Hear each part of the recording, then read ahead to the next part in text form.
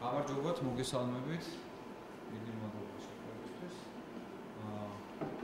ამიხილავთ რიგი არასამთავრობო ორგანიზაციების მიერ 23 ივნისს შემოტანილ საჩივარს, რომელიც ითხოვს 23 ისეთი საზოგადოებრივი მაუწყებლის გენერალური დირექტორის გადაწყვეტილების 22 მაისის გადაწყვეტილების გადახედვას შემდეგ 19 აპრილს 13 საათზე საზოგადოებრივი მაუწყებლის პირდაპირ ეთერში იერუსალიმიდან წინა სააღდგომო ცეცხლის გადმოსვლის ტრადიციის აღსანიშნავი ღონისძიებების დროს კომენტატორებად მოწვეული სასულიერო პირების განცხადებების შესაბამისობა მაუწყებლის ქცევის კოდექსის მე-17, 31, 33, ასევე საზოგადოებრივი მაუწყებლის ქცევის კოდექსის მე-15 მუხლებთან და უზრუნველყოფას სააპელაციო საჩივრის სამართლიანი და გამჭვირვალე განხილვას. იმედია, რომ ჩვენი განხილვა სამართლიანი და გამჭვირვალე იქნება და გთხოვთ მხარეებს წარმოადგინოთ თქვენი არგუმენტები და დავიწყოთ განხილვა. მოგესალმებით. პირველ რიგში მადლობა გვინდა გადაგეხადოთ ამ ფორმატში საკითხის განხილვისთვის, მიუხედავად იმისა, რომ კოდექსი 2010 წლიდან მოქმედებს, თვითრეგულირების პრაქტიკა არც ისე მდიდარია და იმედს გამოვთქვამთ, რომ ამ განხილვით ხელს შეუწყობთ მედიის პროფესიულ ზრდას, იმიტომ რომ ყოველ შემთხვევაში გარკვეული ინციდენტების განჭვრეტა, თუნდაც ის, რასაც ჩვენ ვხდით სადავოდ, შესაძლოა რთული ყოფილიყო, მაგრამ ესეთი ინციდენტები გვეხმარება, რომ სამომავლოდ დავნერგოთ, გავაუმჯობესოთ სტანდარტი და დავნერგოთ ის პრაქტიკა, რომელიც საზოგადოების ინტერესებშია. ვფიქრობთ, რომ ის განცხადებები, რომელიც გაკეთდა სასულიერო პირის მხრიდან, იწვევს სიძულვილს LGBT ჯგუფების მიმართ და იმ ჯგუფების მიმართაც, ვინც ანტიდისკრიმინაციული კანონის განხილვის პროცესში იყო ჩართული, ვინაიდან აღვივებს შუხს სწორედ ამ ნიშნით. ბუნებრივია, ჩვენ არ ვხდით სადავოდ ნებისმიერი ადამიანის უფლებას გამოთქვას მისი მოსაზრება, იმიტომ რომ პლურალიზმი იტანს თუნდაც აი ასეთ მოსაზრებებს, მაგრამ როდესაც სასულიერო პირი მიწვეულია საზოგადოებრივ არხზე როგორც კომენტატორი, ჩვენი აზრით მასზე ვრცელდება საავტორო გადაცემის წაყვანისთვის დადგენილი სტანდარტი და ჩვენ უნდა განვიხილოთ ეს საკითხი სწორედ ამ ჭრილში და სამომავლოდ შევქმნათ მექანიზმი, რომელიც თავს აარიდებს მაუწყებელს სიძულვილის ენის გაღვივებას, ვინაიდან ვალდებულება დაიცვას 33, 31 და მე-17 მუხლი სწორედ საზოგადოებრივ მაუწყებელზე ვრცელდება. ალბათ უნდა განისაზღვროს თანამშრომლობის წინასწარი ფორმა, რაც გულისხმობს იმას, რომ წინასწარ მოწვეულ ავტორებს უნდა ეცნობოთ ის ანტიდისკრიმინაციული დებულებები, რომელიც განსაზღვრულია ქცევის კოდექსით და მხოლოდ ორმხრივი თანხმობის შემთხვევაში შედგეს თანამშრომლობა.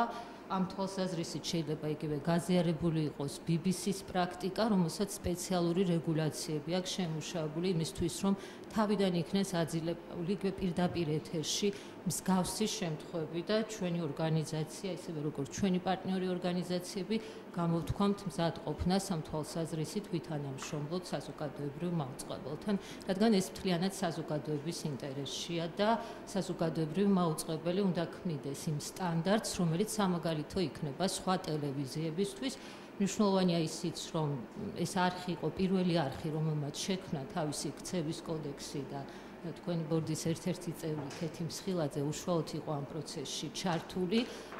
გვერდზე რომ გადავდოთ მარეგულირების ქცევის კოდექსი, რომელიც სავალდებულოა კანონმდებლობით, ვფიქრობ, რომ ის სტანდარტი, რომელიც დაამკვიდრა საზოგადოებრივმა მაუწყებელმა, უნდა იყოს სამაგალითო სხვა ტელევიზიებისთვის და ის უნდა იყოს როლ მოდელი, როგორც ვთქვათ, მაგალითის მიმცემი სხვა არხებისთვის ამ თვალსაზრისით. მადლობა.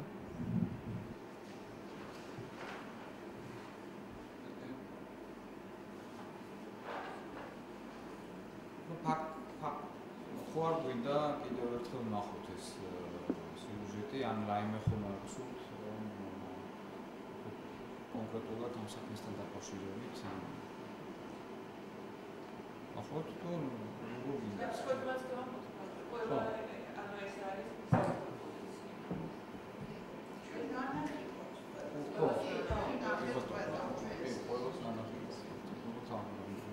შეგვიძლია რომ აქ ნახოთ რა პრინციპში ხო ეს ის. ამე პროცედურული სხვა არ იქნება, დარღვევა რომ არ გავუშვათ ეს და არ არის ხო?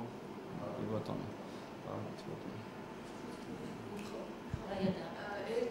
ერთ თამამ ეხლა არ თქვა და ალბათ საინტერესო იქნება და ყურადღება უნდა მიაქციოთ იმ ფაქტს, რომ ეს ხო მეორე ინსტანცია, უკვე პრინციპში პირველ ინსტანციაზე გარკვეულ დარღვევებს ჰქონდა ადგილი, ჩვენი აზრით ეს დარღვევები იყო, თუნდაც ის რომ განხილვა მოხდა ხარის მოუწვევლად და ჩვენ არ გქონდა საშუალება, რომ გამოგვეხატა ჩვენი აზრი, დაგვეფიქსირებინა თუ რატო ვთვლიდით ისე როგორც გვეწერა და გარდა ამისა ვადები იყო ასევე დარღვეული, ამაზე საუბარი არის იმ განცხადებაში, რომელსაც თქვენ მოგმართავთ და ალბათ ამ საკითხებზეც კარგი იქნება თუ იმსჯელებთ.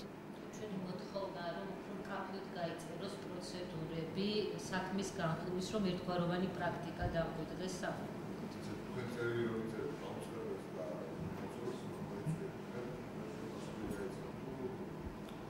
კანონში არის განსაზღვრება. მოუწევს უნდა გაიცოთ ჩვენთვის პასუხი. შემთხვევაში კანონი თვალისწინებს, რომ თქვენ უნდა მოეწვიეთ და ისე უნდა გაეკეთებინა. არის ის პირველი ინსტანცია არის უშუალოდ მაუწყებლის თვითრეგულირების კომისია. მაუწყებას უყენებით პრეტენზიებს. დიახ, და კანონი ავალდებულებს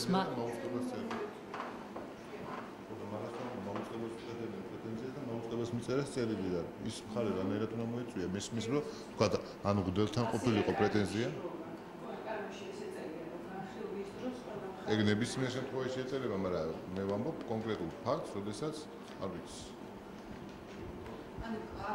ჩვენი კანონი დაერქვა ამ განხილვას არის გაწერილი და დაერქვა თუ არ არის საკმარისად გაწერილი თქვენ რა სამთით კანონი ამბობს, რომ განხილვა უნდა იყოს გამჭვირვალე და სამართლიანი. გამჭვირვალეობა გულისხმობს დასწრებას დაინტერესებული მხარის.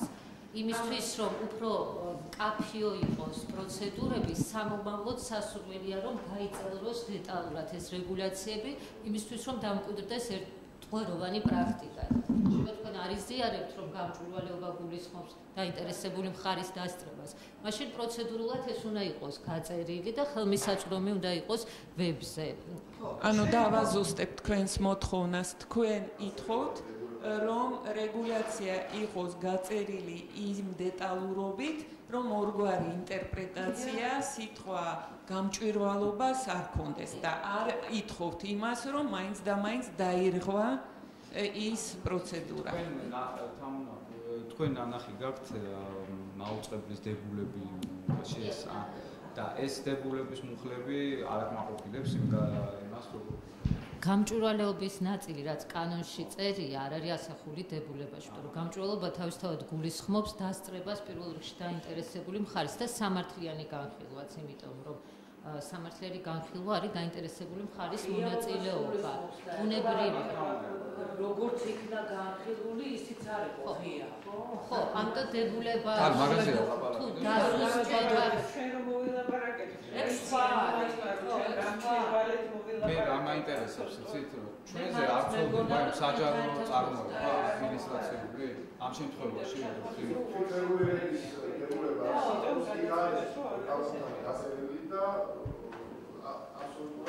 დადგენილია ის ნორმები, რომ იყოს გამჭვირვალედ თუნდაც პირველი ინსტანციის ხობა. ვინაიდან ეს არ მოხდა, ამიტომაც იქნა შემოტანა საჩივრო და დღეს უკვე საჯაროდ გამიწევდა. დავაზუსტებ რა. ანუ რეალურად ეს რაც კანონში წერია, რომ უნდა იყოს გამჭვირვალე და ღია ეს პროცესი, ხო ჩვენ ეს გვესმის ისე, რომ უნდა ყოფილიყო ჩვენი ჩართულობა. და ვფიქრობთ, რომ ამ შემთხვევაში დაირღვა, რადგან ეს არ იყო ჩართული. მაგრამ ვინაიდან ეს ტერმინი თვითონ იწვევს რაღაცა ტიპის, ანუ ადგილს ტოვებს ორმაგი გაგებისთვის და ნაწილს ესმის ესე, რომ ღიაობა ჩვენ ასე გვესმის, რომ ჩვენ ჩართულობას გულისხმობს, მაგრამ ვიღაცა შეიძლება თუ ითქვას, რომ ეს სხვა რამეს გულისხმობს, ამისი სამომავლო თავიდან ასაცილებლად კარგი იქნება თუ ძალიან უფრო კონკრეტულად გაიწერება, თორე ჩვენი გაგება მანამდეც და დღესაც ესე არის, რომ ღიაობი და გამჭვირვალობა გულისხმობს დაინტერესებული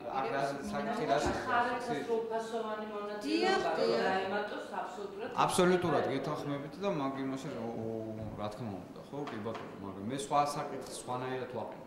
თუ ჩვენ გვეხება ის საჯარო წარმოება, რაც არის ადმინისტრაციული კანონმდებლობით განსაზღვრული, ადმინისტრაციული პროცესი და ასე შემდეგ და თუ გვეხება ეს, არ გვეხება ეს, ანუ თუ არ გვეხება შესაბამისად, იმიტომ რომ იქ არის ეს პროცედურები იმგვარად გაწერილი, რომ მაშინ ამ ზედმეტი ჩასწორებების და იმის გარეშე პირდაპირ სავალდებულო იქნებოდა ჩვენთვის და ნუ თუ არა, მაშინ შეიძლება ამ იმაზე ველობა და მახილობა და რა თქმა უნდა, გეთანხმებით, რომ მხარე, როცა საკითხი განიხილება, იქ მხარე ორი ახლა უჯოლორი 4 ვინაიდან არსებობს დებულება, კარგი იქნება თუ ეს დაზუსტება დებულებაში სახება. ხო, კი ბატონო. გამჭვირვალეობას ხო, რა თქმა უნდა, ეს არის მიუკერძოებისა და სამართლიანობის ისო, ყველა ადამიანს უნდა ეს თავისი არის კოტრებულების სახავს განხილება არსებობს. მაგრამ მეორე მხარე აქვს იმას, რომ თუ ჩვენ ეხა დარღვევაზე თუ საუბრობთ, თუ არსებობს და ის ჩვენთვის სავალდებულო ნორმებია, შესაბამისად დარღვევაზე კი არ იქნება ალბათ საუბარი. უბრალოდ აი ეს ბუნდოვანება უნდა აღმოიფხვრას რა. ამდენადაც თქვათ, იმიტომ რომ თუ არის 2 მაგი და 3 მაგი და 4 მაგი კითხვის საფუძველი ამის. აი იქნება ამ შემთხვევაში თქვენი რეკომენდაცია ის არის, რომ ჩვენ შევსწავლოთ, ხო? მეტად ეს ხო. თუმცა ახლა რა ვიცი. ამას განხილვა რადგან წერია ცნება, რა უნდა განიხილო თუ ის მეორე მხარე არ არის. ანუ ჩვენ ძალიან კიდევ ერთხელ ვთქვი და საბოლოოდ რომ გამარტოთ. ერთის თუ რა თქმა უნდა რეკომენდაციას გაძლევთ, რომელსაც თქვენ თვითონ გადაწყვეტ გაითვალისწინებთ თუ არ გაითვალისწინებთ, მაგრამ რეკომენდაციებს რო თავი დავანებოთ საჩივრები, იმიტომ არის წერება რომ რეკომენდაცია მიცე ვინმეს, საჩივრები იწერება იმიტომ რომ გონია რომ რაღაცა დაირღვა და კონკრეტულად რაღაცა სამწუხაროდ და ჩვენ ვფიქრობთ რომ დაირღვა ეს მომენტი დაირღვა. ეხლა რეკომენდაციაში თქვენ რას მიიღებთ და როგორ გააკეთეთ აბსოლუტურად თქვენი გადასაწყვეტია, მაგრამ ჩვენი თხოვნა რომ ეს პროცედურული დარღვევა განიხილოთ. ჩვენ ვთქვით რომ დარღვევაა და თქვენ და განიხილოთ იყო თუ არა დარღვევა და აი ამას ვთქვით.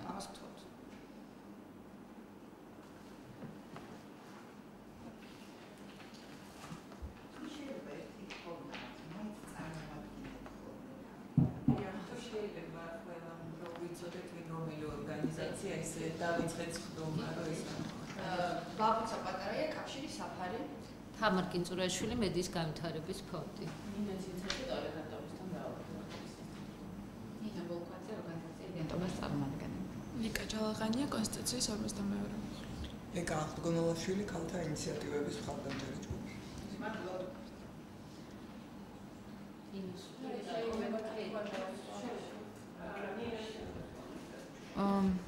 გამოვიდა დავაჭირო რამე ეს თუ არა. ანუ შინაარსობრივი მხარეს რაც უკავშირდება. თვითრეგულირების ორგანო იმსჯელა, არა შინაარსზე, ანუ იმსჯელა იყო თუ არა სასულიერო პირის მიერ წარმოქმნილი, ანუ რაც თქვა, თავისუფლების გამოხატვის თავისუფლება იყო ეს თუ არა. ამის მოვალეობა მას არ ჰქონდა, ამაზე მას არ უნდა ემსჯელა. და უნდა ემსჯელა შეეძლო თუ არა მას საზოგადოებრივი მაუწყებლით ესარგებლა და თქვათ სარედაქციო დამოუკიდებლობა რამდენად პროგრამის იყო დაცული, იყო უზრუნველყოფილი თუ არა და იყო თუ არა რელიგიური ანუ ზეგავლენისგან ეს სიუჟეტი თავისუფალი. ანუ მე-16 მუხლი ნერვიულობ. მაუწყებლობის შესახებ კანონის მე-16 მუხლი იყო თუ არა დარღვეული. ამაზე თვითრეგულირების ორგანოს არ უმსჯელია, ჩემი აზრით, რაც არასწორია. ამიტომ ჩვენ გვაქვს მსჯელობა და დასკვნა შესაბამისად, არა იმ საკითხზე, არა ჩვენ საჩივართან დაკავშირებით და არა კანონმდებლობის მოთხოვნებთან დაკავშირებით. ანუ თქვენ ჩვენი თხოვნა თქვენს მიმართ არის რომ იმსჯელოთ შინაარსზე, იმსჯელოთ ფაქტიურად ისე, როგორც თვითრეგულირების ორგანოს უნდა ემსჯელა თავის დროზე და შესაბამისად მიიღოთ კანონიერი გადაწყვეტილება. შეიძლება შინაარსთან დაკავშირებით. თუ შეიძლება რახან შინაარზე ლაპარაკობთ, მე მინდა დაზუსტებითი კითხვა იმისთვის, რომ გავიგოთ შინაარსით თქვენ როგორ ხედავთ პრობლემას და რა შეხედავთ პრობლემას. არის შემდეგი შეკითხვა ჩემი მხრიდან. რა დაირღვა ამ სიუჟეტის გადმოცემით თქვენი აზრით? ერთი ვარიანტი ეს არის დაირღვა LGBT ადამიანების უფლებები და თქვენ ამ შემთხვევებში გამოდიხართ როგორც ნეიტრალური მხარე, რომელიც იცავს უმცირესობის უფლებებს, რომლებიც არასამართლებრივად დაირღვა. მეორე ვარიანტი ეს არის ის, რომ მოხდა გარკვეული პოლიტიკური პოზიციის პროპაგანდა გადაცემაში, რომელიც იყო მიმართული გარკვეული კანონმდებლობის ლობირებაზე ან მის წინააღმდეგ ლობირებაზე და დაირღვა ამ შემთხვევაში არა უმცირესობის უფლებები, არამედ პოლიტიკური ესე იგი სითანაბრის და ბალანსის პრინციპი, რომ მეორე მხარე არ იყო წარმოდგენილი, იყო ერთი მხარე წარმოდგენილი და ამ შემთხვევაში თქვენ აპროტესტებთ იმ გამონათქვამებს, რომლებიც მიწოდებული იყო იმაზე, რომ სახელმწიფომ არ მიიღოს გარკვეული კანონი. გასაგებია ხო, განსხვავება ამ შემთხვევაში თქვენ ხართ მხარე, რომელიც პოლიტიკური შეხედულებები არ იყო წარმოდგენილი იმ გადაცემაში და უჩივით ბალანსის დარღვევას. თუ შეიძლება, მე ჩემი სახელით ვილაპარაკებ ამ წუთას არაიდენტობას სახელით. მეც მაგ ხელი მოწერლი და მე გეტყვით რომ ჯერესეთი დავიწყოთ განმარტებებიდან LGBT ჯგუფის უფლებები უბრალოდ არ არსებობს.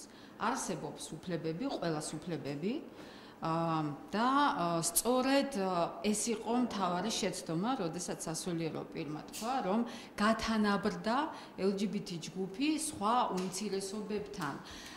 პირადად მე დაბადებიდან მაქვს ის უფლებები, რაც სხვა ადამიანებს, მიუხედავად იმისა, რომ LGBT თემს მივეკუთვნები.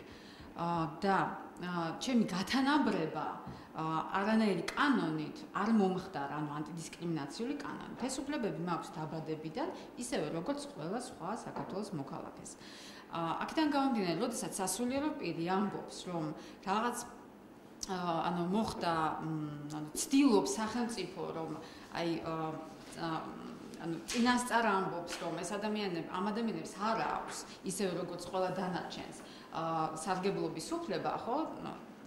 საკუთარი უფლებებით და ეხლა სახელმწიფო ხელისუფლება ცდილობს, რომ გაათანაბროს სხვა სოციალურ ჯგუფებთან და ჩვენ ამას არ დაუშვებთ, იმიტომ რომ სოდომ და გომორა გველოდება ამ ადამიანების გამო. და უშუალოდ მე ამას ვღებულობ ჩემს საკუთარ მისამართით ნათქვამს, რომ ჩემს გამო ემუქრება საქართველოს სრულიად საქართველოს მოსახლეობას სოდომ და გომორა და დაუღვა. ამიტომ ეს არის ჩემი დისკრიმინაცია. არანაირი პოლიტიკურ მხარეს მე არ წარმოვადგენ, არანაირი ბალანსი ამ შემთხვევაში, ეს არ არის თვითმიზანი. ჩემთვის საფრთხეს ქმნის უშუალოდ ასეთი გამონათქვამების საჯაროდ თქმული, მაშინ როდესაც არის წამყვანი, მართლმადიდებლური ეკლესია არის წამყვანი რელიგია და ენდობა, ვიცით, რა პროცენტიც ენდობა ეკლესიას. ამით ჩემ ფიზიკურ არსებობას ქმნის საფრთხეს ადამიანი, როდესაც საჯაროდ მსგავს განცხადებებს აკეთებს. ესე იგი, რომ არ ყოფილიყო ნახსენები კანონ პროექტი და უბრალოდ სასულიერო პირს ეთქვა, რომ აი ამ ესე იგი ქცევის გამო ეს არის ესე იგი ცოდვა რაღაცა სოდომ და გომორა ეხსენებია და ასე შემდეგ, თქვენ ჩათვლიდით, რომ ეს არის იგივე ტიპის დისკრიმინაცია, რაც მოხდა ამ კონკრეტულ შემთხვევაში. ქცევაზე არ იყო საუბარი იყო მთლიანად ჯგუფზე, არა ამ შემთხვევაში მკვეთრად უარყოფითად შეფასდა არა იმის გამო თუ რას აკეთებ, არამედ იმის გამო თუ რაც ხარ. ბატონო, მე უკაცრავ დავაზუსტებ, იდენტობის გამო, რომ ეთქვა, რომ ამ ჯგუფის იდენტობის გამო ქვეყანას ემუქრება რაღაც უბედურება და ეს ყოფილიყო ნათქვამი გადაგებაში და საერთოდ არ ყოფილიყო ნახსენები კანონპროექტი, ხო? ქადაგებაში, რომელიც იქნებოდა საზოგადოებრივი მაუწყებლის გასული. ჩვენ მსჯელობთ, ხო, მომსემულობით დავიწყოთ. ჩვენ მსჯელობთ, იმ სიუჟეტზე, რომელიც გავიდა. და ვითხოვთ, გონია რომ დაიღო უფლებები და კანონის მოთხოვნები ამ სიუჟეტის გამო. და ვფიქრობ, რომ ამ მიმართულებას უნდა მივყვეთ. ეს არ იყო ქადაგება და არ აქვს, ჩემს არავითარ მნიშვნელობა არ აქვს პრინციპში რას დავარქმევთ. ამ შემთხვევაში დავარქმევთ ქადაგებას თუ არა. ის როგორც იყო მოწოდებული, იყო საფრთხის შემცველი ჩემთვის და იყო კანონის დარღვევა.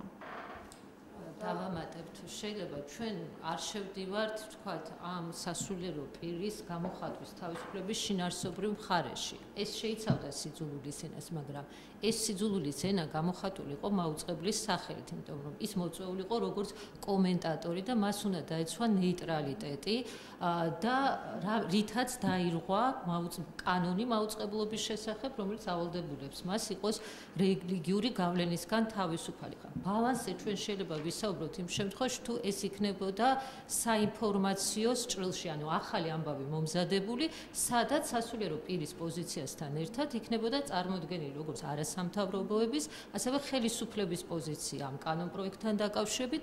ამ თვალსაზრისით ვფიქრობთ, რომ საზოგადოებრივი მაუწყებლის საინფორმაციო გამოშვებები იყო დაბალანსებული და წარმოდგენილი იყო ყველა მხარის პოზიცია, მაგრამ როდესაც ჩვენ ვიწვევთ კომენტატორს, იქნება ეს რელიგიური რიტუალის, სპორტის გადაცემის, რაგბი იქნება, ფეხბურთი თუ ასე შემდეგ, ამ ადამიანებზე უნდა ვრცელდებოდეს საავტორო გადაცემის წამყვანზე დადგენილი სტანდარტი, ეს არის მე-17 მუხლით ვარ ვცდები კოდექსის, რომელიც ავალდებულებს მას არ გამოიყენოს გოროტად თავისი მდგომარეობა და არ ხელყოს პროგრამის დამოუკიდებლობა. ეს პრინციპი არის ამ შემთხვევაში დარღვევა. კი.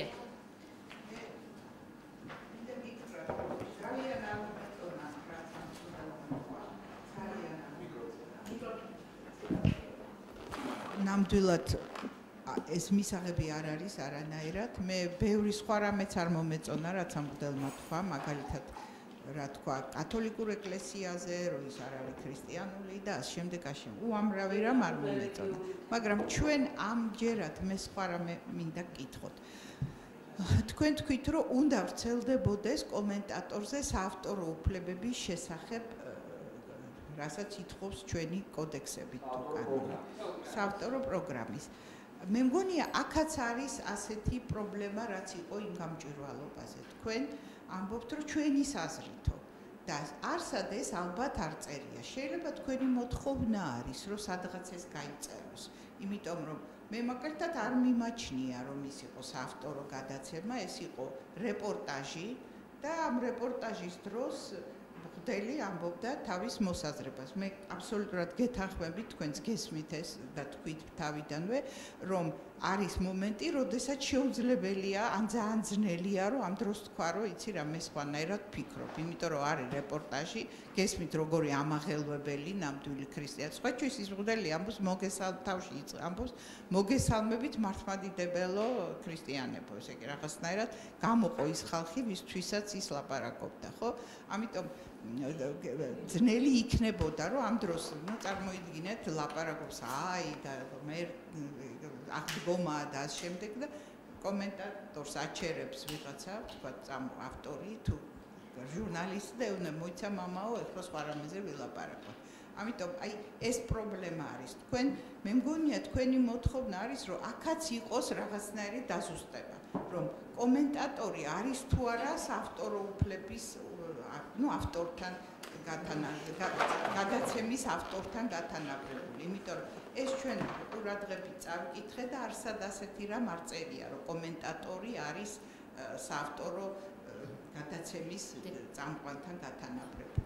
აი ეს არის ჩემი კითხვა. კი, რეპორტაჟსაც ყავს ავტორი და რეპორტაჟი მოიცავს როგორც ავტორს, ასევე რესპონდენტს, იმიტომ რომ რესპონდენტი არ ამზადებს გადაცემას. ამ შემთხვევაში ავტორი არის სასულიერო პირი, იმიტომ რომ რეპორტაჟი როგორ იქნება, თავისთავად ხო არ იქნება, ანუ განსაზღვრულია გარკვეული ფუნქციები. რაც შეეხება ყველაფრის გაწერას, ყველაფრის გაწერა წინასწარ გაჭრედა ალბათ რთულია. თვითრეგულირებაში მნიშვნელოვანია პრეცედენტები და განმარტება კოდექსის იმ ნორმების, რომელიც დადგენილია და პრაქტიკის შექმნა იგივე არის სამართლებრივ პრაქტიკაში, იმიტომ რომ პრეცედენტებს ეფუძნება ხშირად დამკვიდრებულ პრეცედენტებს ინტერპრეტაციები, რომელსაც აძლევენ თვითრეგულირების ორგანოები და თვით სასამართლოც კი იმ ნორმების საფუძველზე, რომელიც არის საბაზისო ამ შემთხვევაში. ესე იგი თქვენ ამბობთ რომ რეპორტაჟი ვისაც მიყავს ის არის ავტორი ასე არხის სახელით ამ შემთხვევაში არხის სახელით იცით ყველაფერი არის აი ნიუანსებში რას ნიშნავს არხის სახელი ანუ თქვენ ნებისმიერ ესეთი რაღაცები არის გასაკეთებელი აი თორე იმაში რომ აღმაშფოთებელი იყო გამოთქმები და ის გამოთქმები უამრავ ჩვენთანაც შეეხო მაგალითად ვინც ეკლესიაში არ დადის ის ბოროტების ის არის ამაში გეთანხმებით აბსოლუტურად აქ სხვა რამეზია ხო გესმით არა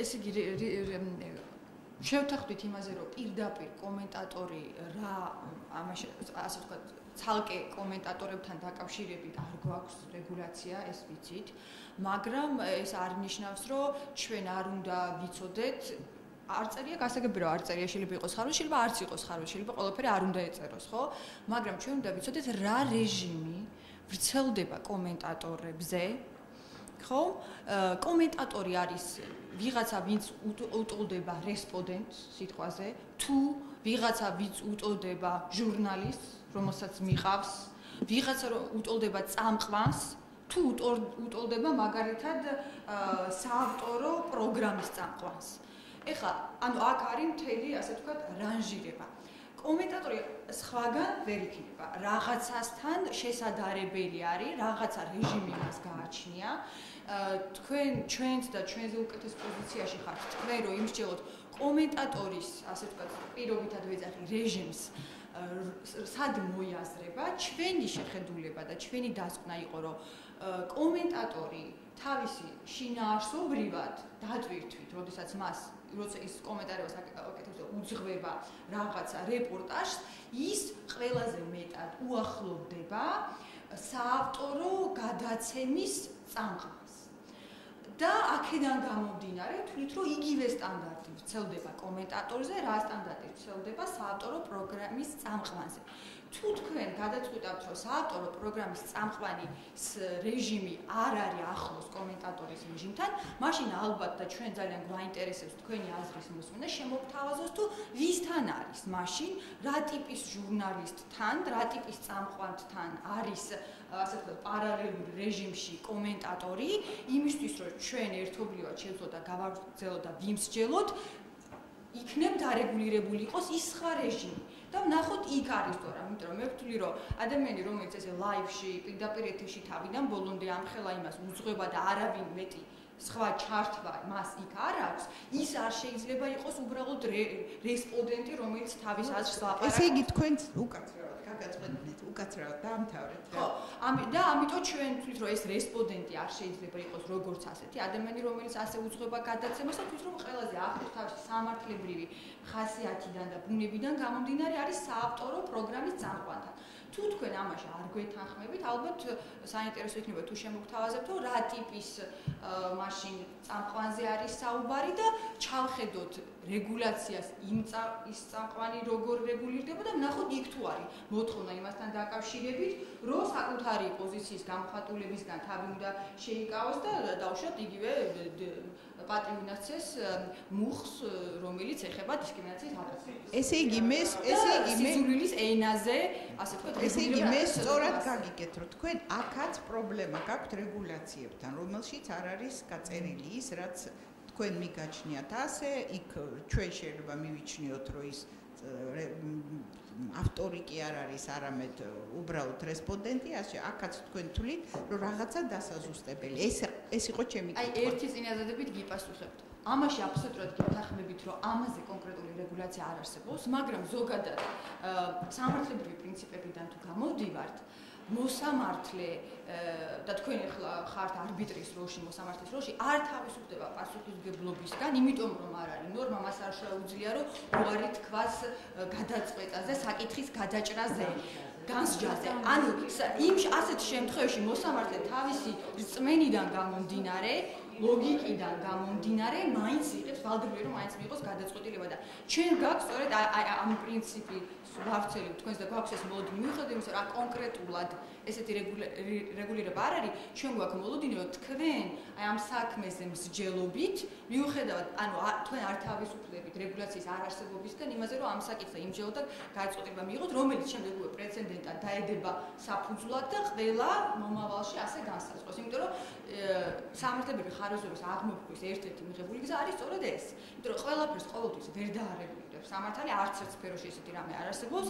ამიტომ არსებობს არბიტრის და ასე ვთქვათ, ჭყალებში მოსამართლის პოზიცია, რომელიც სწორედ ამ ფუნქციას ითავსებს და ასრულებს. ხო, ეს მე მაინც მგონია რომ ახლა ცხადი ეს სამართლებრივი დავის კომპონენტებს შეიცავს, მაგრამ მაინც მგონია რომ იგივე ამ სიუჟეტში რო ყოფილიყო თანაწამყვანი ვინც უშუალოდ წარმოადგენდა საზოგადოებრივ მაუწყებელს, იმიტომ რომ ეს სასულიერო პირი წარმოადგენს ინსტიტუციას, რომელსაც ქვია ქართული მართლმადიდებლური ეკლესია. რო ყოფილიყო რამენაირი რეაქცია, ასე ვთქვათ, აი ამ საზოგადოებრივ მაუწყებლის წარმომადგენლის მხრიდან, თუნდაც არა იმ მომენტში ვთქვა, არამედ ხვალზე, მასზე, ხო? ასეთი რაღაცა არ იქნებოდა. და მე მგონი ჩემგანაც ახლა მე პერსონალურად ვილაპარაკებ, თქვენი არ იყოს, თავარი აქ არის რომ საზოგადოებრივ მაუწყებლის სამეურვეო საბჭოს წარმომადგენელმა შეაფასოს აი ეს გამონათქვამები და გამოთქვას მისი შეხედულება ამ გამონათქვამებთან დაკავშირებით, რომ ეს ნამდვილად არის ქსენოფობიური და აღვივებს შუღლს და ახდენს დისკრიმინაციას კონკრეტული ჯგუფების, სხვათა შორის არა მხოლოდ LGBT ჯგუფის, არამედ აქ თქვენს განცხადებაში რელიგიურ ჯგუფებზე არ არის ცალკე, მაგრამ რელიგიურ ჯგუფებზეც იყო აქ ისეთი ყოველთ შეუწყნარებელი გამონათქვამები. და რაც ეხება ვთქვათ იმას, რომ სამომავლოდ რაღაცნაირად გავაკეთოთ ისე, რომ მსგავსი რამ არ მოხდეს, აი ვთქვათ იგივე ვისაც მოვიწვევთ ანალოგიური ინსტიტუციიდან, უბრალოდ ისე მსგავსი გამონათქვამებისგან თავის დაზღვევის, უბრალოდ რომ გავაცნოთ ეს ქცევის კოდექსი, რომ აი ესეთი ქცევის კოდექსი ვარ და თავი შეიკავო, ხდება ხოლმე ესეთი რაღაცეები. ხოლოდ გაცნობა არ არის როგორც ანუ ის არსებული ქცევის კოდექსი ჩვენ უნდა დავამატოთ გარკვეული პროცედურები ვთქვათ პროცედურულად გავწეროთ უფრო დეტალიზებულად რომ შემდეგ ვთქვათ რაღაცა გაუგებრობა არ იყოს და ორმაგი ინტერპრეტაცია ან სამაგი ინტერპრეტაცია არ მოხდეს და ნებისმიერ მოწვეულ არა მარტო მოწვეულს არამედ ცხადია ჩვენ თანამშრომლებს და წამყვანებს პლუს მოწვეულ კომენტატორს უნდა გავაცნოთ ეს პროცედურები და მივიღოთ მისგან თანხმობა, რომ ამ პროცედურებს შეასრულებს. თუ ვერ შეასრულა, თქვათ პირდაპირ ეთერის დროს, აი თქვენ რას თქვით ლელა, რომ ჩვენ წამყვანს ოპონირება, მოდი დავარქვათ ამას, ოპონირება უნდა გაეწია ამ შემთხვევაში, თქვათ ოპონირება რამდენ თქვათ რბილია. ეს არა მარტო უნდა გაეკეთებინა, ეს პრინციპში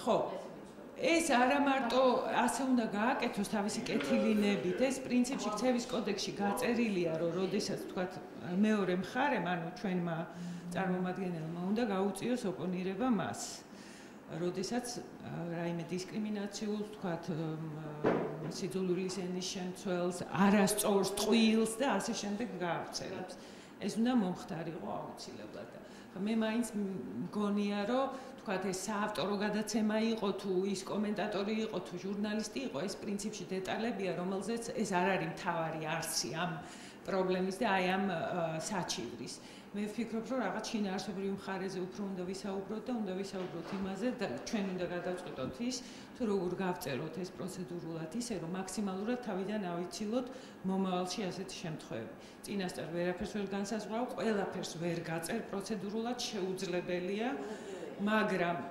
თითოეული ასეთი პრეცედენტის და ასეთი შემთხვევის შემდეგ ჩვენ უნდა შევეცადოთ, რომ გავაუმჯობესოთ იგივე ვთქვათ გარკვეული სტანდარტების გაწერით, პროცედურების გაწერით და ასე შემდეგ, ან თუნდაც ტრენინგების ჩატარებით ჩვენი ჟურნალისტებისთვის საზოგადოებრივი მაუწყებლის მდგომარეობა. შეიძლება ერთ რამეს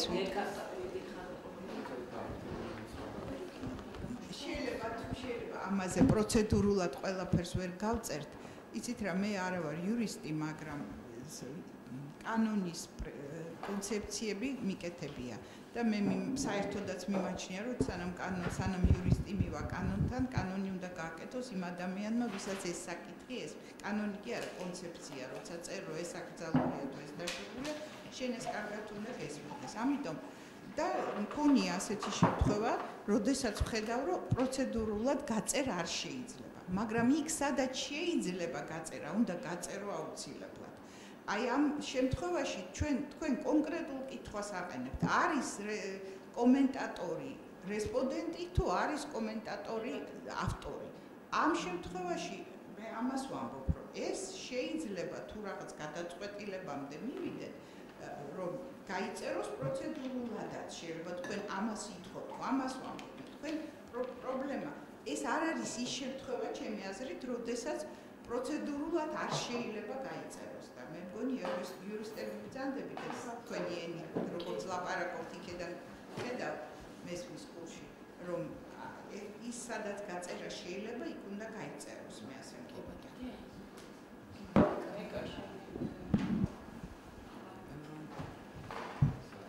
ჩემი აზრით უბრალოდ ძალიან დიდი ბოდიში ეს დავამატებ. რატომ არის მნიშვნელოვანი ესე იგი ჩვენ აქ რაზეც ვსაუბრობთ, ეს არის გარკვეული სამართლებრივი პოზიცია. ნუ და ისევე როგორც ნებისმიერ სამართლებრივ პოზიციას აქვს თავისი უფლებამოსილება, ვალდებულებები და ასე შემდეგ. ყველა ის სამართლებრივი ურთიერთობიდან გამომდინარე ცნება, ხო? უცელდება მასზე. შესაბამისად, ეს არის ძალიან მნიშვნელოვანი საკითხი რა. თუ იმიტომ რომ თქვენ აქ მხოლოდ იმას არ ითხოვთ, ხო, რომ გარკვეული რეგულაციები რაც არ არის და რაც ხარვეზია, თუ არის გეპს, რასაც ეძახიან, ანუ იმის ამოვსებას მხოლოდ ამას არ ითხოვთ. თქვენ ითხოვთ ასევე კონკრეტული საქმის გადაწყვეტილებას, რომ ეგრეა. რამე ხო არ მე შეფარდა და შესაბამისად თუ სადმე არის ეს ხარვეზი ან ლაკუნა კანონმდებლობაში, იმის ამოვსებას ჩვენი სამართლებრივი აქტით ასე, ხო? იმიტომ რომ სხვანაირად ვერ ამოვაქვს. ანუ რამე ამიტომაც აქ მხოლოდ იმ რეგულაციების შინაარზე არ არის რა საუბარი, ხო? აქ არის საუბარი მათ შორის იმაზე, რომ ჩვენ თუ რა არის საავტორო გადაცემა, რა არის კომენტარი, რა არის კომენტატორი, ამის დადგენა არის ძალიან მნიშვნელოვანი. და ამის დადგენა ეს მხოლოდ ცნებითი დადგენა კი არ არის, რომ ეს ნიშნავს ამას. ხო, არამედ ეს ნიშნავს ამას, ეს არის სამართლებრივი ინსტიტუტი და ამ სამართლებრივი ინსტიტუტის არსებობა ნიშნავს ვალდებულებების, უფლებებისა და მოვალეობების არსებობას. სხვანაირად სამართლებრივი ინსტიტუტი არ არსებობს. ხო, მეთანხმებით? კი ბატონო.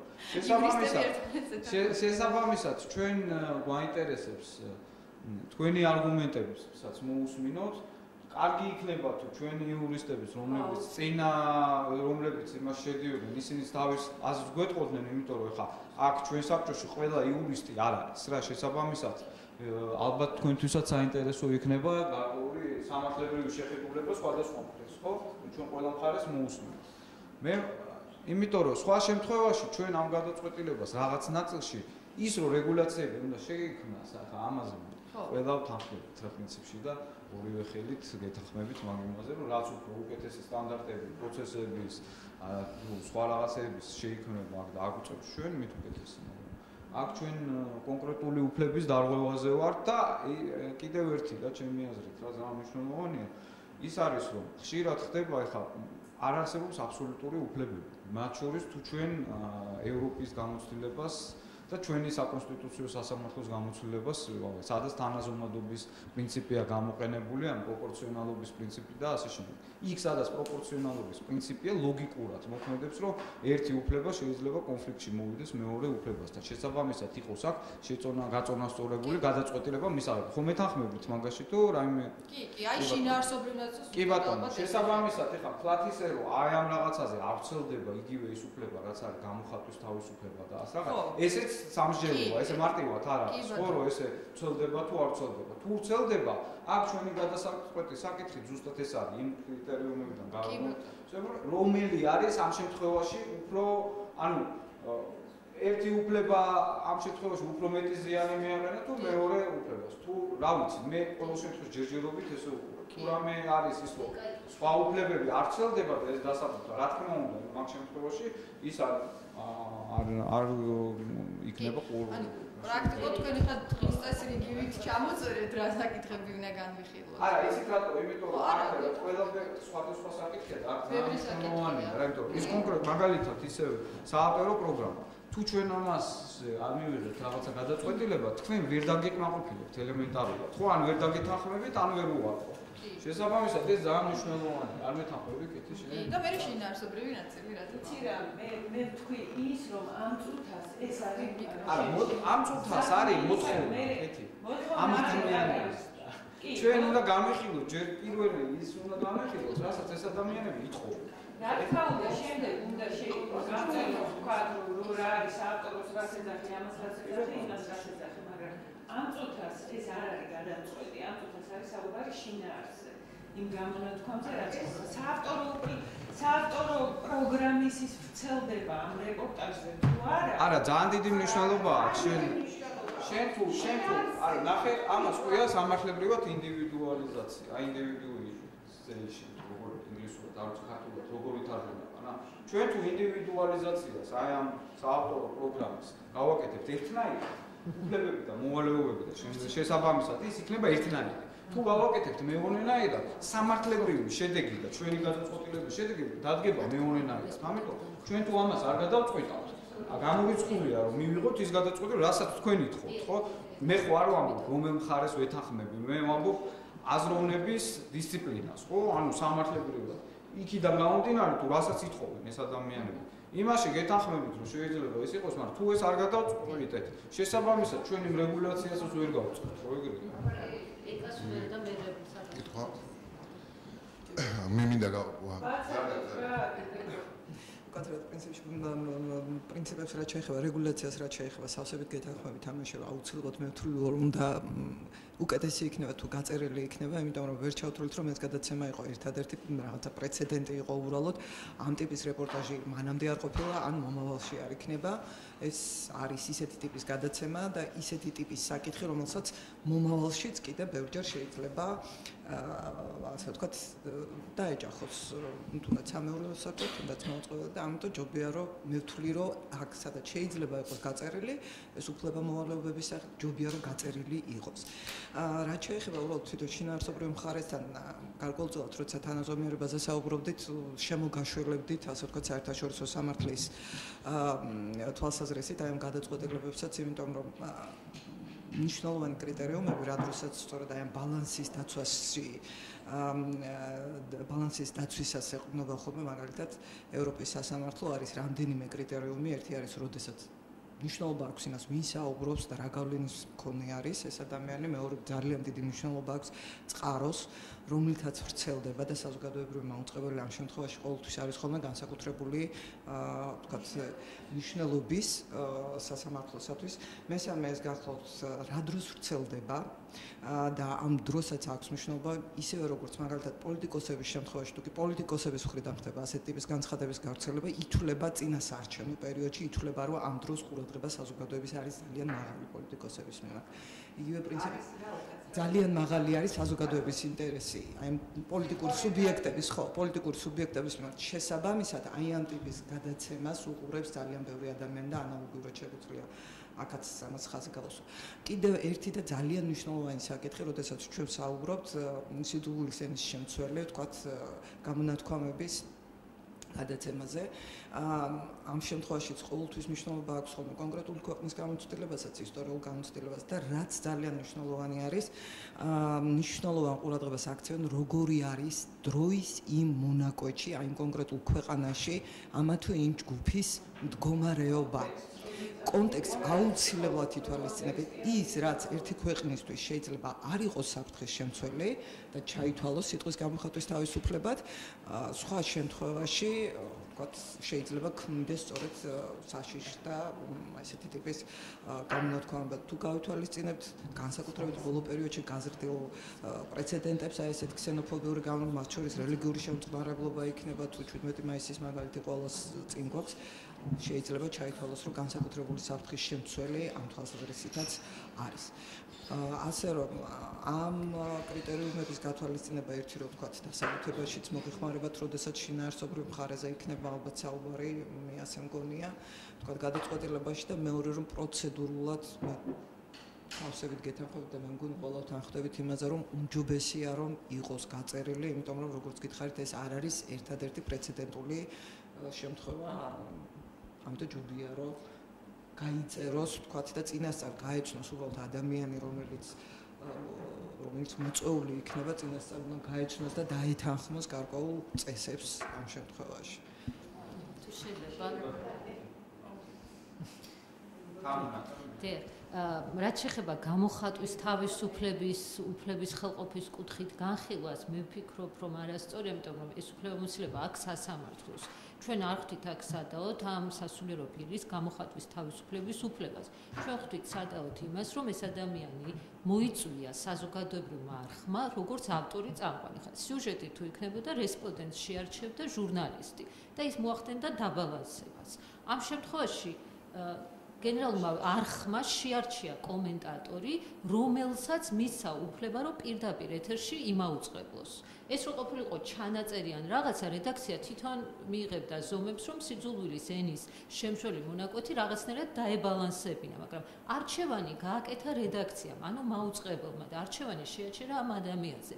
რედაქცია რომ იყოს მომავალში დაცული, ამიტომ არის ის ნორმები, რაზეც ქეთი მისაუბრა საჭირო. ხო, ლიცენზიას რო ვყიდულობთ ონლაინ, ხომ არის იქ პირობები, ეთანხმები, შეიძლება არ ეთანხმები, არა. რადგან საზოგადოებრივ მაუწყებელზეა ვალდებულება, რომ მან არ მოახდინოს რაიმე ნიშნით დისკრიმინაცია, არ იყოს სიძულვილის ენის გავრცელების წყარო, აქედან გამომდინარე, მან რომ დაიცვას თავის თავი მომავალში და ესეთი მოვლენებისგან იყოს რაღაცა პრევენციული მექანიზმი, ინსტიტუციონალური არსებობდეს, სასურველია ჯერ შევაფასოთ და შემდეგ ვიფიქროთ, თქვათ, აი ამ რეგულაციებზე, რომლებიც იქნება გაწერილი. ჩვენ თვითრეგულირება არ ნიშნავს სუფთა სამართლებრივი კუთხით განხილვას ამ საქმეების. თვითრეგულირება არის სამართლის ერთგვარი ალტერნატივა, რომ ჩვენ გვაქვს ძალიან ლიბერალური კანონმდებლობა. არის დისკუსია სიძულვილის ენის კრიმინალიზაციის შესახებ, არის ორი მიდგომა, ჩვენთან არ არის კრიმინალიზებული, მხოლოდ იმ შემთხვევაში არის თუ იწვევს, თქვათ, მყისიერ საფრთხეს, მაგრამ წარმოიდგინეთ ახლა იგივე ნებისმიერმა კომენტატორმა სასულიერო პირი იქნება თუ ნებისმიერი, ვისაც რედაქცია მოიწვევს პირდაპირ ეთერში გააკეთოს მოწოდება სისხლისღვრის შესახებ, ვისი ასეთ შემთხვევაში პასუხისმგებლობა. ანუ ეს მექანიზმიც უნდა არსებობდეს. მაუწყებლის კოდექსში ჩვენ პირდაპირ ვალდებულება გვაქვს კონსტიტუციის სასამართლოსა და სხვა პრეცედენტები. გასაგებია, მიზნები გასაზღვრულია მესმის, მაგრამ ამის ინტერპრეტაციის, მაგრამ მუხლია მოქმედების სფერო რა არის, მაგ მოწვევის პროფესიული იურისტებმა ჩვენ ვჯეროთ და ვთქვათ, რომ მორალური, ეთიკურ, მაინც უფლებებთან დაკავშირებით ვჯეროთ. ნებისმიერი მორალური მსჯელობა მათ შორის გულისხმობს გარკვეული ღირებულებებისა და ნორმების უფლებების, მათ შორის მორალური უფლებების ბალანსზე საუბრობს. აი ამაზეა საუბარი. თქვენ რასაც ამბობთ, ეს არის სპეციფიკაცია ფარგლების, აი ეს ფარგლის დადგენა ამ უფლების სად უნდა განხორციელდეს. და მიზანი რა არის? მაგრამ ჩვენ შეიძლება ვიმსჯელოთ და ვთქვათ მეთქი რა, რომ ეს ფარგლები ესე კი არ არის, ისე არის. აი ნახოთ, ვიმსჯელოთ. შეიძლება გადაგებელი პირი არ უნდა მოიწვიოს ტელევიზიამ გადაცემის კომენტირებისთვის, ეს სამჯელო საკითხია. მაგრამ ეს შინაარსთან დაკავშირებით გვინდა ჩვენ გარკვეული დასკვნა გამოვიტანოთ ჩვენთვის და მე მაგ ორი კითხვა მაქვს თქვენთან. ან იმ კანონის მიხედვით, რომელსაც ქვიან დისკრიმინაციული კანონი, თქვენის აზრით რა, LGBT პირს აქვს თუ არა საშუალება გახდეს სასულიერო პირი. ეს ერთი საკითხი და მეორე მომენტი, რომ იგივე მაგალითად ხადაგება, რა თქვენ ბრძანეთ, რომ საზოგადოებრივი მაუწყებლით არა აქვს უფლება, რომ იქადაგოს. ანუ სად განვსაზღვრეთ ჩვენ იგივე სასულიერო პირს ამ შემთხვევაში სად უნდა იქადაგოს, ეკლესიაში გარეთ თუ სადმე. სად არის ეს რა მითარით თქვენი საზრით? ფიქრობ, რომ პირველი საკითხი აბსოლუტურად არ არის რელევანტური. აბსოლუტურად არ არის კავშირში ჩვენსა და საგანთან LGBT პირი გახდება თუ არა მღვდელი ეს ჩვენი ინტერესის სფეროს ცილდება. რაც შეეხება მეორე შეკითხვას ქადაგებასთან დაკავშირებით, სად შეიძლება იქადაგოს, როგორ შეიძლება იქადაგოს და ასე შემდეგ, ეს ჩვენ იმას ეხება.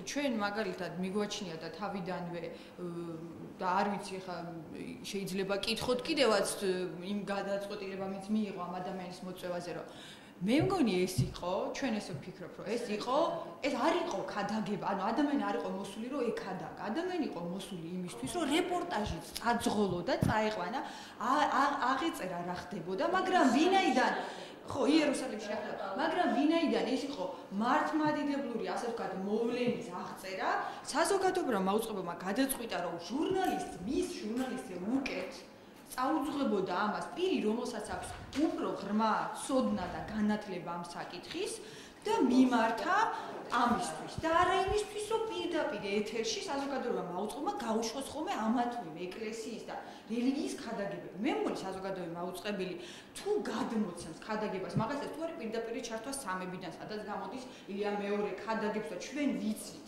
რომ ჩვენ ვისმენთ ქადაგებას, ეს არის ერთი მომენტი და აბსოლუტურად სხვა მომენტია სიუჟეტის წაძღოლა, რომელიც კი ეხება რელიგიურ მოვლენას და კი არის ადამიანი თეოლოგი განათლებით, რომელსაც ეს მიყავს, მაგრამ ის არ ქადაგებს. მას მიყავს სიუჟეტი, სადაც გვიყვება რა ხდება, ისე როგორც სპორტის კომენტატორს მიყავს ფეხბურთის მოედანზე რა ხდება და მას გვიყვება, აი ასე ჟურნალისტურად, რეალურად ანუ მე ვფიქრობ, რომ ეს ადამიანი ფუნქციას ასრულებდა ჟურნალისტის ფუნქციას, ანუ ინფორმაციას გადმოგვცემდა და არ ქადაგებდა. ანუ ეს არის მნიშვნელოვანი, რომ ეს ორი ერთმანეთისგან ჩემი აზრით რომ განვასხვაოთ და სწორედ ამიტომ ვფიქრობთ, რომ ანუ იმიტომ იყო ის საზოგადოებრივი მაუწყებლის, ასე ვთქვათ, სახე და წარმომადგენელი და ასე ვთქვათ, ვუტოლებთ ამას პროგრამას და ვამბობთ, რომ საავტორო პროგრამის წამყვანს ვუტოლებთ და არ ვუტოლებთ მღვდლებს და არ ვადარებთ სხვა მღვდლები რას ლაპარაკობენ იმას, ხო? იმიტომ რომ ეს არ იყო ქადაგება. შემეს ეს მნიშვნელოვანი საკითხი არის, რომ ეს ქადაგება არ შეიძლება მე უკაცრავად თქვენი სახელი დამავიწყდა. ბაია, უკვე მესამე გამოსვლაში თქვენ ამბობთ, რომ ჩვენ ესე გვესმის და ჩვენი ინტერპრეტაციით ესეა. ჩემი ინტერპრეტაციით არის ხვანაირად. გესმით? ანუ ქადაგების თემა მინდა გავაგრძელო და მეც მინდა დავსვა შეკითხვა.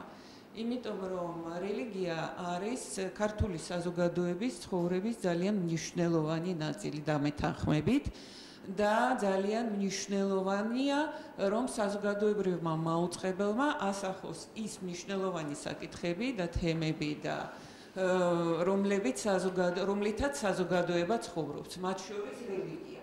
აქ ჩნდება კითხვა როგორ ასახოს და მე გეთანხმებით იმაში, რომ რეგულაციები, რომლებიც წერია საზოგადოებრივი მაუწყებლის ეთიკის კოდექსში, მე პირადად არ მაკმაყოფილებს და არბათ არის გადასახედი და კიდე ერთხელ დასაბრუნებელი. მე მეჩვენება, რომ ამ შემთხვევაში, აი ამ მსჯელობიდან გამომდინარე, ჩემთვის და თქვენ ბრძანეთ, რომ ყველა ქვეყნისთვის ბალანსი სპეციფიურია იმასთან დაკავშირებით, რაც ხდება ამ ქვეყანაში. ამ ქვეყანაში, ამ მაუწყებელში არის საკმაოდ დიდი და ხანგრძლივი ისტორია სიტყვის თავისუფლების შეზღუდვის. და ეს ვრცელდებოდა ძალიან ბევრ საკითხზე და ჩვენ უნდა მივახციოთ იმას, რომ ამ მაუწყებელზე ძალიან კარგად იყოს დაბალანსებული როგორც უმრავლესობის სიტყვის თავისუფლება, ასევე უმცირესობის უფლებები და მათი დისკრიმინაციის არ დაშვება. და ამასთან დაკავშირებით მე თქვენი აზრი მაინტერესებს. ახლა ყველამ ვიცით, რომ მართლმადიდებლური ეკლესიის დოგმებით, მე ჩვენ ახლა თეოლოგი არ აქვს და მეც არა ვარ სპეციალისტი, მაგრამ ისედაც შემიძლია ვთქვა, რომ გარკვეული, ესე იგი, მკაცრი დამოკიდებულება არსებობს გარკვეული LGBT ჯგუფის მიმართ და ამ, ესე ვთქვათ, იდენტობის მიმართ. ამას არც ჩვენ ვარდგენთ, არც თქვენ, ეს არის ჩვენგან დამოუკიდებლად ხდება. ამასთან დაკავშირებით მე მაქვს შემდეგი კითხვა. თქვენ როგორ მიგაჩნიათ? დასაშვებია თუ არა, რომ ეს რელიგიის პოზიცია გარკვეულწილად იყოს წარმოდგენილი რაღაც გადაცემებში საზოგადოებრივ მაუწყებელზე და იქნება მაშინ დაახლოებით იგივე გამონათქვამები, რაც იყო ამ გადაცემაზე, ანუ მე გთხოვთ, რომ პრეცედენტულად განიხილოთ, ხო? თუ თქვენ მიგაჩნიათ, რომ უნდა აიკრძალოთ მართლმადიდებლური ქრისტიანული დოგმის გარკვეული ასპექტების გადმოცემა, ქადაგება მაუწყებელზე, მე არ გეთანხმებით, რომ ეს იყო რეპორტაჟი. თავიდან ბოლომდე ეს იყო ქადაგება და მე ციტატები მაქვს ამოწერილი, რომლებიც არანაირად არ ჩდება რეპორტაჟის ფორმატში, არამედ პირდაპირ იყო მოწოდება მსმენელზე გარკვეული რელიგიური პოზიციის თვალსაჩინოდან. ეს არ ეხებოდა მარტო ამ ჯგუფს, ეს ეხებოდა ძალიან ფართო სპექტრს. თავიდან ბოლომდე ეს ადამიანი ლაპარაკობდა როგორც რელიგიური პირი, რომელიც მრევლის მისამართით ლაპარაკობს და კონტექსტიდან ამოღება ერთი ნაწილის არ შეიძლება. ამიტომ მე ვსვამ კითხვას უფრო ფართო კონტექსტში და ეს არის ძალიან სერიოზული კითხვა, რომელიც მე მგონია ყველაზე სერიოზულია ამ კონტექსტში. არ აქვს მნიშვნელობას ავტორო გადაცემას დავარქმევთ, რეპორტაჟს დავარქმევთ და ასე შემდეგ. და ეს არის უკვე ესე იგი იურიდიული დეტალები. თქვენ რა სიტყვით, აი თქვენ როგორც ესე იგი მხარე, რომელიც ჩვენთან მოვიდა. თქვენ მიგაჩნიათ, რომ საზოგადოებრივ მაუწყებელზე აი ამ ქრისტიანული ქადაგების და დოგმის ნაწილი არ უნდა იყოს წარმოდგენილი ან რაღაც გადაცემებში, ან რაღაც მსჯელობებში, როდესაც ასახავ რაღაცას ცხადი ადგილიდან, ეგ იქნება რაღაცა, მაგრამ თვითონ საზოგადოებრივმა მაუწყებელმა არ შეიძლება მოიწვიოს ვიღაცა, ვინც ამ პოზიციიდან ილაპარაკებს. მოკლედ გეტყვით რა, ეს საკითხი რაც თქვენ დააყენეთ, იმდენად გადაჭრილი საკითხი, ანუ იმდენად ამის გავლა, მე მგონი ეს სასამართლოებს, ყველას იმდენჯერ აღჯერ გავლილი და გამოვლილი აქვს, რომ სიტყვის თავისუფლება, რასაც ქვია, რომ შოკის მომგვრელი აზრიც კი ტელევიზიითაც უნდა გავრცელდეს. აქ არ არის პრობლემა. ჩვენ ვერავის ვერ აუკრძალავთ, რომ ან თავის რელიგიურ მწამსზე თქვას უარი, ან მისი რელიგია რას ასწავლის, ამის გამოხატვაზე თქვას უარი, ეს კი არა, საერთოდ ფაშიზმი როცა ხდება და რაღაც საოცრება როცა ხდება, თუ ეს მნიშვნელოვანი საკითხი, ეს რა თქმა უნდა ჟღერდებოდეს. აქ არის პრობლემა. ამას არ ხმა, ეს უბრალოდ უნდა დაარეგულიროს. უნდა გაემიჯნოს, უნდა დააბალანსოს და უნდა წარმოადგინოს ეს კონკრეტული მოსაზრება, როგორც იმ ადამიანის, ან იმ რელიგიის წარმოადგენს თუ ვინც არის იმისი აზრი. ხოლო და არა როგორც საკუთარი.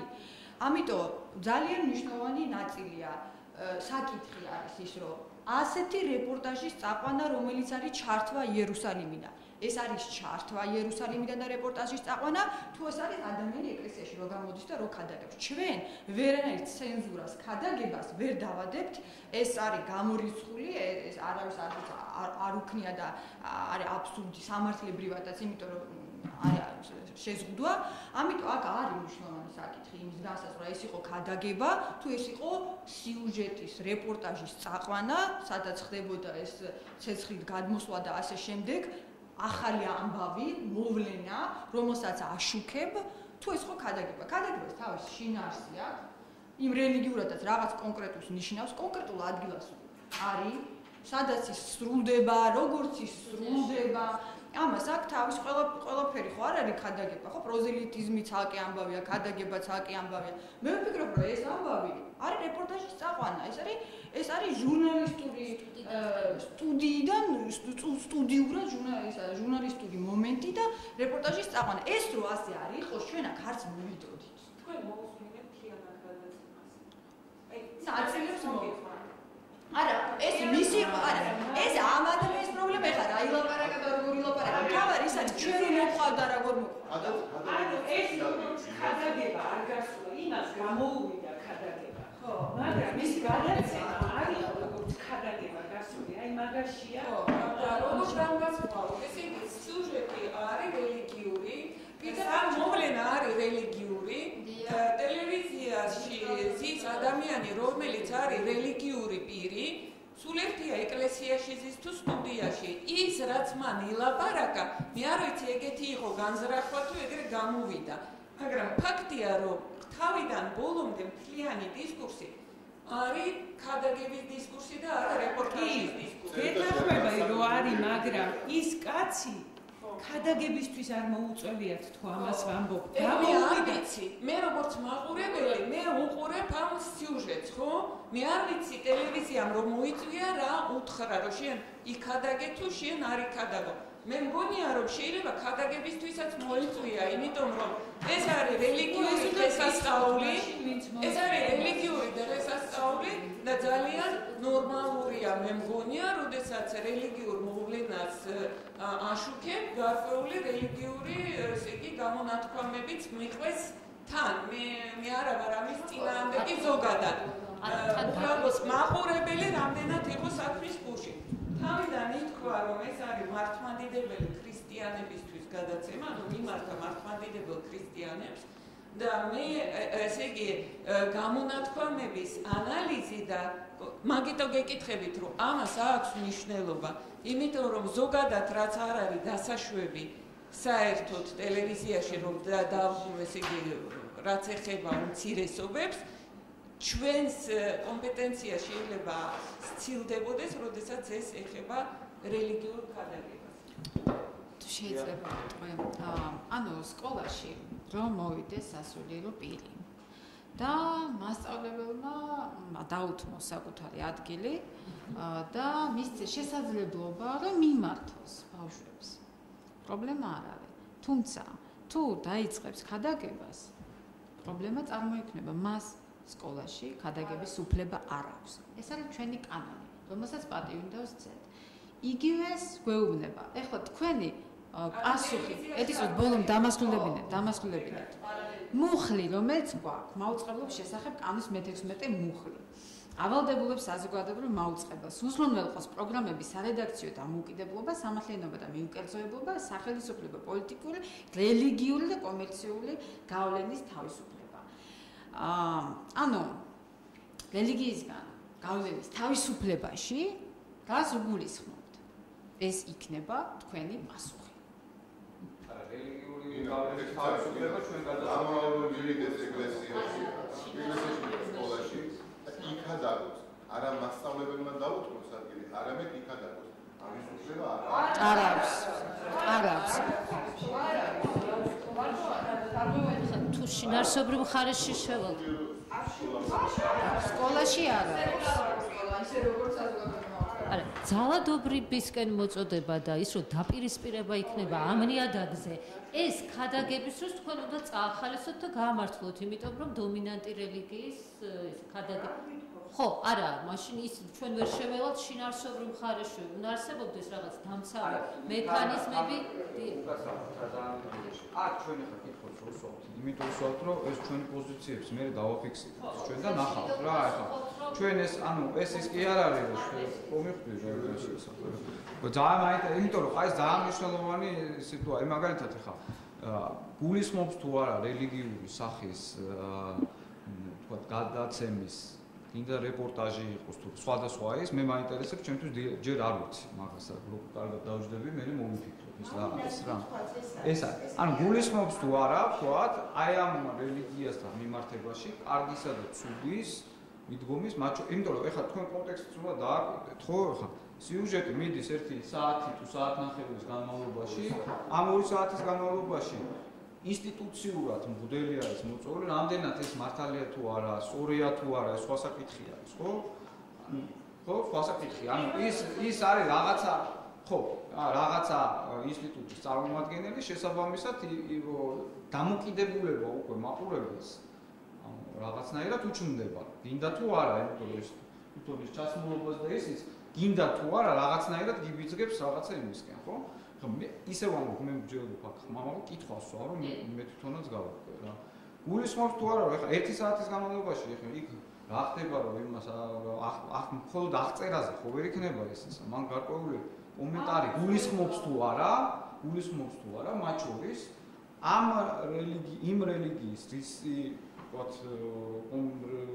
ანუ წარმომადგენელიც არის და რასთან დაკავშირებით ეს ხო რელიგიური რაღაცა ხდება მოქმედება იქ ხო ცეცხლი გადმოდის ხო ვიღაცისთვის შეიძლება ცეცხლის გადმოსვლაზე რო თქვა რომ ღმერთმა გადმო ისიც იყო შეურაცხყოფა იმიტომ რომ ხო ასე გუნე სიტყვაზე ვამ ისტორიას რო ასწავლიან ისე პროზელიტიზმის გარეშე გასაგებია ხო გასაგებია ანუ და აი ამ შემთხვევაში ვთქვათ აი ამ იმის დროს ეს მაყურებელს მოუყვე თუ რა არის ამ რელიგიის მიხედვით ვთქვათ კარგი და ცუდი ამ შემთხვევაში ან ცუდო ან არაცუდი ეს იმას ამნიშნავს რომ მე ვეთანხმები ან არ ვეთანხმები ეს ითვლება თუ არა ანუ შეუძლია თუ არა ამ თქვენი საზოგადოებრივი მაუწყებლის ქცევის კოდექსი საერთოდ აი რელიგიური ტიპის გადაცემების დროს აკრძალული აქვს პროზელიტიზმიც კი, მაგრამ ჩვენ არ წავედით ესე ღრმად, იმიტომ რომ ზოგადად არის მცდელობა რომ წარმოჩნდეს ეს პროცესი ისე თითქოს ჩვენ რომელიმე კონფესიის რაღაცა ქადაგებას ვგზავნოთ. არა, ზოგადად ესე ტენდენციები, არა, ზოგადად საზოგადოებაში არის მცდელობა რომ წარმოჩნდეს, ვთქვათ, იგივე ანტიდისკრიმინაციული კანონი, რომელიც ყველა ჯგუფს ეხება თანაბრად, როგორც ვთქვათ, მართლმადიდებლობის წინააღმდეგ მიმართული ქმედება. ამიტომ ჩვენ შეგნებულად არ მივდით საზოგადოებრივი მაუწყებლის ქცევის კოდექსის ის მუხლი, რომელიც ამბობს, რომ რელიგიური გადაცემების წამყვანები არ უნდა იყვნენ დაკავებული პროზელიტიზმით. გასაგებია ის, რომ ეს ტრადიცია აქამდე არსებობდა, ჩვენ არ ვამბობთ, რომ უარი ვთქვათ ერთბაშად ამაზე, უბრალოდ დავაწესოთ გარკვეული თამაშის წესები, რომ იმ ადამიანმაც იცოდეს, რომ ეს არის საზოგადოებრივი მაუწყებელი. მან უბრალოდ ისტორიული კონტექსტი უნდა აჩვენოს, აღწეროს ეს რიტუალი და არ გამოიყენოს ეს ეთერი, როდესაც ის მოდის აქ სტუდიაში როგორც მაუწყებლის სახელით კომენტატორი იმისთვის, რომ იქადაგოს თავისი დოქტრინა თუნდაც LGBT პირებთან მიმართებაში. ამ თვალსაზრისით მონიტორინგი ტარდება და ამ თვალსაზრისით პრობლემა არ არის.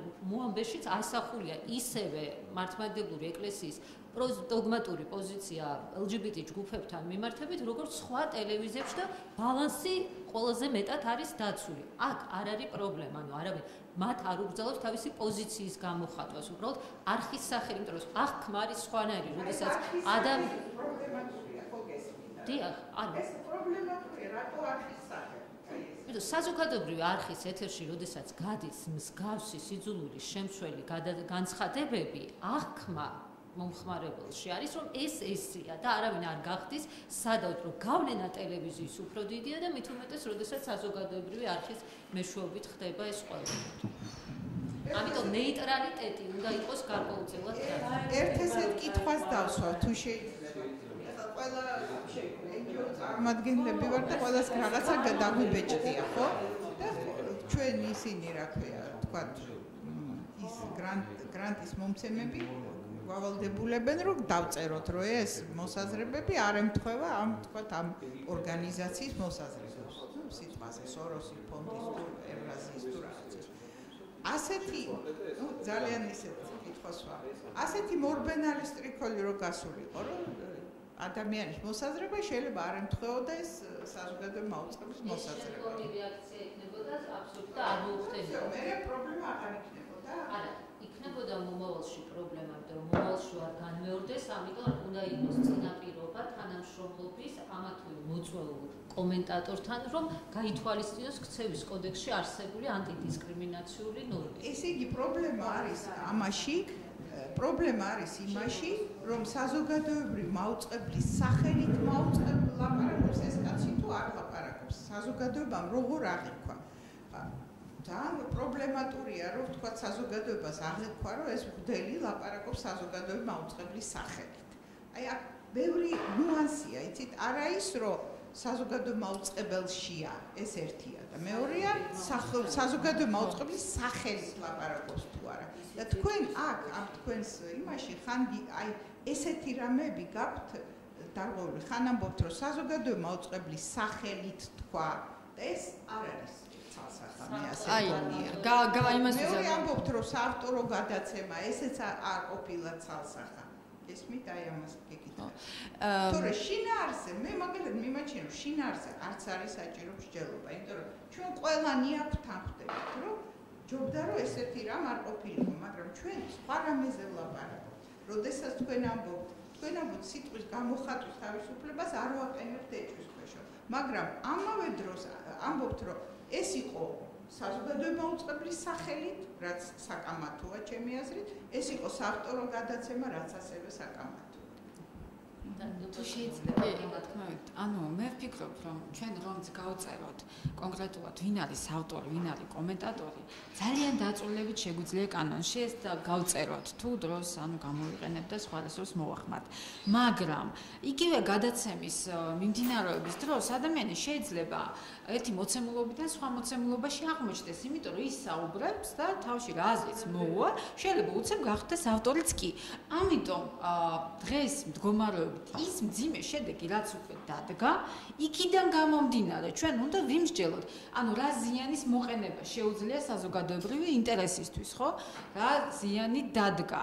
ამის მიხედვით ჩვენ უნდა ვთქვათ, ეს ადამიანი რა ფუნქციას ახორციელებდა და რთული არის და მე მინდა კიდევ აი ეს ადამიანურ რაღაცას სიმებს გამოვდო ხელი, რომ რაც არ ჩანს არასამთავრობოების მუშაობა ახსენეთ. არ ჩანს ალბათ ის არ ჩანან ის ადამიანები, რომლებიც იდენტობას ოფისში მოდიან ბოლო 1 წლის განმავლობაში სისტემატურად. ესენი არიან პატარა ბავშვები, 17, 16, 18 წლის ადამიანები გამოგდებული სახლიდან. იმის გამო, რომ დედა მამამ, ბებიამ გაიგო მის იდენტობის შესახებ და იმის გამო, რომ ინფორმაცია მათ ტვინებში მოეწოდება ასეთი, რომ ის არ არის ადამიანი, ანუ საშინელი არსებაა და საფრთხეს წარმოადგენს მთლიანად ოჯახისთვის, უბრალოდ კვეთენ, აგდებენ პატარა ბავშვებს, რომ აღარასოდეს არ ქონდეთ მათთან ურთიერთობა. აი ერთ შემთხვევას გავიხსენებ, ახალი წლის წინ 17 წლის ბიჭი მოვიდა ჩვენთან ოფისში, მანამდე ერთი კვირა ეძინა ვაგზლის მოედანზე გარეთ სიცივეში და ეცვა აბსოლუტურად აი მაიკით იყო და თხლად ჩაცმული. დედამ როგორც კი გაიგო მისი იდენტობის გამო, გადააგდეს ეს ბავშვი. მანამდე ოჯახის, ანუ მანამდე გარეთ არ მძინიარასოდეს ოჯახში გაზრდილი ბავშვი, რომელიც არ იცოდა რა უნდა ეკნა. დღემდე ცხოვრობს თავშესაფარში. დედას არც მამას არავის არ მოუკითხავს. ის აღარასოდეს ტელეფონითაც არ დაურეკიეთ. ეს არის მძიმე შედეგი და მსგავსი ტიპის გადაცემები ქმნიან ამ შედეგს. თუ ჩვენ რამე არ ვიყონეთ, ასეთი შედეგი გვექნება სულ. მე არ ვიცი როგორ შემიძლია. მე თქვენ რასაც ყვებით ზუსტად ვიცი და აი ჩვენ სანამ ეს შემოვიდოდით, არ ვიცი ვის უთხარი, რომ ეს ადამიანები ნამდვილად არიან დაჩაგრული, ნამდვილად არის შემთხვევები, როდესაც მათ სახლიდან აგდებენ, ეს მე ზუსტად ვიცი, იმიტომ რომ ჯერ ერთი მე სოციალურ პოლიტიკას ვსწავლობ და ვასწავლი და ბევრი რამე ესეთი ვიცი და მეორე ის რომ ერთ-ერთ ჩემს სტუდენტს, რომელიც ახლა გვარს არ ვიტყვი, ამ საზოგადოების იდენტობის წევრია, ის ძალიან დაწვრილებით მიყვებოდა და ვიცი ეს და რომ აღმაშფოთებელია. მეორე არის კიდევ და ეხლა აქაც ჩემი სპეციალობიდან გელაპარაკებით. როგორ უნდა გაკეთდეს, რომ ეს არ მოხდეს? შველის თუ არა ამას ვთქვათ, აი ერთ მაგალითს მოგიყვანთ. შიციანი ავადმყოფებიც არის დაჩაგრული უმცირესობა, სტიგმატიზირებული და ასე შემდეგ. მაგალითად ის კლიპები, რომელიც გადის შიციან ავადმყოფებზე, გინახავთ ალბათ, ნიკუშ, ჩვენ ყველას გვიყვარხარ და რაღაცა. მე ზუსტად ვიცი ხა LGBT ასე კონკრეტულად არ შემისწავლია. შიცის ავადმყოფებთან ურთიერთობები და ის კარგად ამაქვს შესწავლილი. ზუსტად ვიცი, რომ ეს არ მუშაობს. პირიქით აღრმავებს ამ ადამიანების სტიგმატიზაციას. ამათ სხვანაირი დახმარება უნდა, სხვანაირი ლაპარაკი, სხვანაირი დაკეთებს ამას ევროპა და ასეთ კლიპებს არ იღებს, რომ ნიკუშ მე შენ მიყვარხარ. მაყურებელი უბრალოდ ფიქრობს, რა გააჭირეს საქმე, რას ქვია უყვარს, როდესაც შეიძლება ამან სასიკვდილო სენი გადამდოს და ასე შემდეგ. ამას უნდა წყნარი საუბარი ექიმის და ასე შემდეგ. ამიტომ ეს თემა რომ არსებობს და ეს ასე არ არის, რომ ჩვენ ეს არ ვიცით, ზუსტად ვიცით ეს ამბავი, ოღონდ მთავარი არის ეხლა და საზოგადოებაც განისაზღვროს პოლიტიკა, როგორ დავეხმაროთ ამ ადამიანებს, ეხმარება თუ არა ამ ადამიანებს პარადი, თუ ამ სტიგმატიზაციას უფრო აღრმავებს, ხო? აი ეს არის ძალიან აბსოლუტურად არარელევანტური კომენტარი. ეს ამბები ხდება აქ და ახლა. მე ვეთანხმებით ალბათონ ქეთის თუ არ მეშლება, რომ აქ და ახლას ძალიან დიდი მნიშვნელობა აქვს. და ამიტომ აქ და ახლა როგორ გავაკეთოთ, რომ ეს ამ ადამიანებს სახლიდან დედა და მამა არ აგდებდეს, ეს ძალიან მნიშვნელოვანი საკითხია. ფაქტიურად თქვენ ბრძანეთ ჩემ პატიმისცემას კიდევ ერთხელ გადასწოროთ თქვენს წინაშე. ხუთით პრაქტიკულად თქვენ ბრძანეთ, რომ პრობლემას ქმნის არა სიძულის ენა ამ ჯგუფისთვის, არამედ იდენტობა, რომელიც ცდილობს, რომ ისარგებლოს გამოხატვის თავისუფლებით, საჯაროდ შეკრების თავისუფლების გამოხატვის. მაგრამ დასკვნა ასეთი გამოდის. მე ვაგო თლიანად თანაუგრძნობ, თლიანად ეს აღმაშფოთებელია რაც ხდება და პოლიტიკა პროცესი არის კი ბატონო თავიდან 5 წუთი რომ დამაცავეთ ვეთქვი პროცესი არის ასეთი და ველოსიპედის გამოგონებას არ დავიწყებთ მართლა დამუშავებულია და სახელმძღვანელოები არსებობს და იმიცოდნით ორი სიტყვით გეტყვით ანუ პროცესი არის ასეთი წინასწარ უარყოფითი განწყობის ხდება ვერბალურად და სხვადასხვანაირად გავრცელება, რაც არის სიძულის ენა. სიძულის ენას აუცილებლად მოყვება სიძულით მოტივირებული ინციდენტი, რაც არ არის ჯერ დანაშაული, მაგალითად სამსახურიდან გაშვება ადამიანის. თუ არ გავაჩერეთ სიძულის ენა, აუცილებლად მიდის ინციდენტამდე. თუ ინციდენტი არ გავაჩერეთ და ანტიდისკრიმინაციული კანონის სწორად გჭირდებოდა, ვინაიდან ჩვენ ვამბობთ, რომ გჭირდებათ გამოხატვის თავისუფლება. დამასრულებინეთ მომეცით საშუალება რომ დავასრულო აზრი.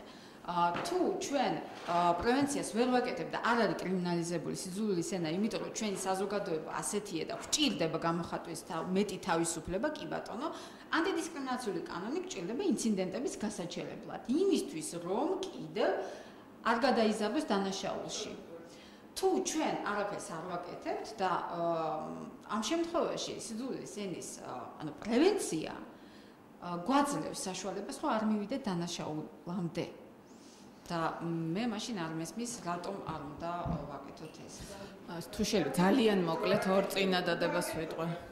ძალიან მოკლედ ორ წინადადებას ვიტყვი. მე ვფიქრობ, რომ აი ორი თემის შემოტანით და ამ ორ თემაზე ამდენი მსჯელობით აქვს თუ არა სასულიერო პირს უფლება ცოდვად მიიჩნიოს ჰომოსექსუალური ურთიერთობები. აი ამ თემაზე მსჯელობით და იმ თემაზე მსჯელობით როგორ მოუაროთ ახლა LGBT თემის დაჩაგრულ წარმომადგენლებს. უბრალოდ ფაქტია, ახლა ამას განვიხილავთ და ფაქტია ამას განვიხილავთ და უბრალოდ ძალიან შორს მიყვავს ჩვენი თემიდან საუბარი. არა, იცით რა შეიძლება. მეორე ვერსიაში გეთანხმები, პირველ ვერსიაში ვერ დაგეთანხმები. თავისი აზრი თქვა იმ პრობლემასთან დაკავშირებით, რომ სახლიდან აგდებდნენ. არ გვინდა ყველაფერს ძიძე დაახლოება, კარგით რა ხალხმა. გასაგებია სხვა რაღაცა. ყველა ვიცით, რომ სასულიერო პირს აქვს უფლება რაღაცას ცოდვად მიიჩნევდეს და რაღაცას არა, გასაგებია. და დაჩაგრული არ უნდა იჩაგრებოდეს რა უხსნათ შეიძლება. არა, თქვენ მოუწყებელზე ეს არ შეიძლება. არა, ამას ძალიან დიდი მნიშვნელობა აქვს. უკაცრავად, ჩემი რეაქცია იყო ქალბატონი უკაცრავად თქვენ სახელით. ქალბატონი ნინოს რომ ადამიანურად მივდექითო და ეს ხდება. მე ვითხარი რომ ეს ხდება, ვიცით და ადამიანურად უნდა იქიდან როგორ უნდა მოვიქცეთ ჩვენ ამ კონკრეტულ შემთხვევაში საზოგადოებრივ მაუწყებლის ჭრილში და არასაკუთრებულში.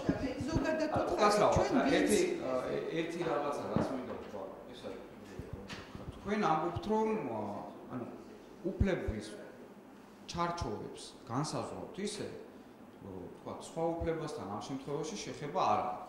მაგრამ ეს მარტივად ხო არ არის, ხომ მეთანხმებით. ხო და აბა თუ აქვს რატომ მეუნებით ისეთ რაღაცას რომ თქვა იქითია გადაყვავს ჩვენ იმ საკითხთან და ერთი უფლება თუ შეიძლება ამ შემთხვევაში შეიზღუდოს მეორე უფლებით, მე ჩვენ გვინდა რომ გადაწყვეტილება მივიღოთ, იმიტომ რომ ის პირველ იმ თვითრეგულირების ორგანო ამ შემთხვევაში და ჩათვალა რომ ამ შემთხვევაში პრეცედენტი აქვს გამოხატვის თავისუფლებას, ხო? ჩვენ ხო ეს საკითხი უნდა განვიხილოთ, რა? ხო და აბა რა ხო და არა ამიტომაც ხა ვერ მივიღებთ და უბრალოდ იმას რომ ეს არ არის საკითხი დაკავშირებული საჭიროა, აბსოლუტურად დაკავშირებულია ჩემი აზრით. უბრალოდ დაკავშირებულია და ჩვენ ხო ჯერ არ ვმსჯელობთ, ქალბატონო. ჩვენ ჯერ არ ვმსჯელობთ. ჩვენ ჩაკითხავს ვაკეთე. არა, ხო, ზოგადადაც ვიმსჯელებ, კონკრეტულადაც ვიმსჯელებ და ისე ვიმსჯელებ, როგორც ჩავთვლით საჭიროს. ეხლა მაგაზე პრობლემა არ არის. უბრალოდ ვერ მეტყვით თქვენ, რომ ეს ორი საკითხი, ეს ორი უფლება ერთმანეთთან შეხებაში არ არის. ამიტომაც ჩვენ გეკითხებით, რომ ვაკონკრეტებთ რაღაცებს, ხო? არსებობს ფარგლების განსაზღვრა უფლებები და ამიტომაც ჩვენს მორალური უფლება არის, თუ რა თქმა უნდა, ჩვენ საკონსტიტუციო სასამართლო არ ვართ, მაგრამ იგივე საკითხებზე ვმსჯელობთ. ანუ ამ შემთხვევაში მორალურ და სამართლებრივ უფლებებზე ვმსჯელობთ. შესაბამისად არა, მე არაფერზე არ ვთანხმ თქვენ რა იცით, მე რაზე ვთანხმდები და რაზე არა. ხო არ იცით? არა, ხო, მაგრამ მე მაინტერესებს თქვენი არგუმენტი ამ შემთხვევაში, რატო არის პრეცედენტი ერთი უფლება და არ არის მეორე უფლება? ეს მაინტერესებს მე თქვენგან, რატო არის ეს? იცით რა შესაქმე ხა? მომისმინეთ, ჩვენ თქვენგან ვისმენთ არგუმენტებს ამ შემთხვევაში, ხო? ორი საკითხია. პირველი, ერთი საკითხი ის არის, რომ ორ უფლებას ერთმანეთთან კავშირი ამ შემთხვევაში არ აქვს. ამა და ამ არგუმენტების შესაბამისად და თამამად რაც არგუმენტები თქვა, ის არგუმენტი არის და შეიძლება ერთ პინაზე დაიდოს. მეორე არის არგუმენტი, რომ აქვს, როგორც იყო თქვა თვითრეგულირების ორგანოს ისისა. და იყო იქაც არგუმენტები, ხო? ეხლა ჩვენ ვკითხულობთ, თუ გაქვთ თქვენ დამატებითი არგუმენტები, გაამყაროთ ან ერთი მოსაზრება, ან მეორე მოსაზრება, თქვენ მეუბნებით ამაზე არ იმსჯელობთ და რანაირად არა, გვაქვს არგუმენტები და მათქმევინებთ.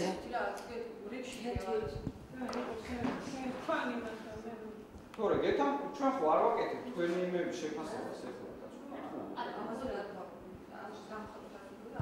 არა, ასეთ გამოხატვის თავისუფლებაზე არ ვჩვენებთ ეს პოზიცია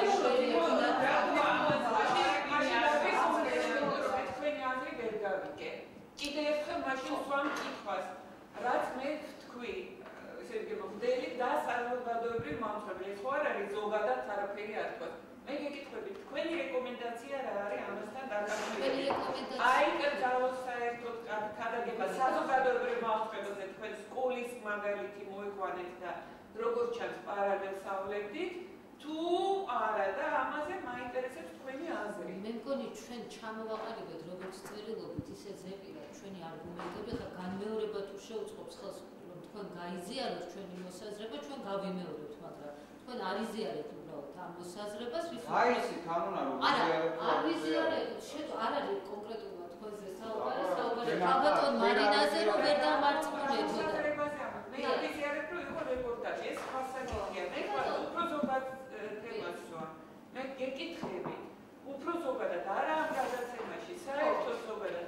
თქვენ თქვით რომ სკოლაში დღის გადაგება არ არის დაშვებული და ეს იყო პასუხი ჩემს შეკითხვაზე. ანუ ფაქტიურად თქვენ ვაპარაკობთ, რომ სიტყვის თავისუფლება არ არის აბსოლუტური უფლება და რომ საზოგადოებრივ მაუწყებელზე უნდა შეიზღუდოს გარკვეული ესე იგი თვალსაზრისით. ამაზე გეკითხებით, იმიტომ რომ ჩვენ ხვალ, როდესაც დავხდებით და ვიმსჯელებთ, გვექნება სამსჯელო სწორედ ამაზე. იმიტომ რომ ეთიკის კოდექსი დღეს ესეა, მაგრამ შეიძლება რაღაცა შევცვალოთ რელიგიასთან დაკავშირებით ახალი ნორმები შემოვიტანოთ და ჩვენ გვჭირდება თქვენი აზრით გავითვალისწინოთ ამასთან დაკავშირებით. ანუ ეს არის სათამაშო. არა, გასაგებია. არა, უბრალოდ პარაგრაფის თემა წამოიღო, ანუ რა ფორმით დაიცავდნენ ჯგუფები უფლებებს არ არის ჩვენი მსჯელობისაგან ეს ამ ჯგუფის უფლებაა და ამაზე იყო რეაქცია და ცოტა გადახვევა თემიდან. რაც შეიძლება გამოხატვის თავისუფლების უფლებია. იმასვებ რჩები. მე ვამბობ, რომ ლაპარაკი იყო იმაზე, რომ რაღაცნაირად ჩვენს ადამიანურ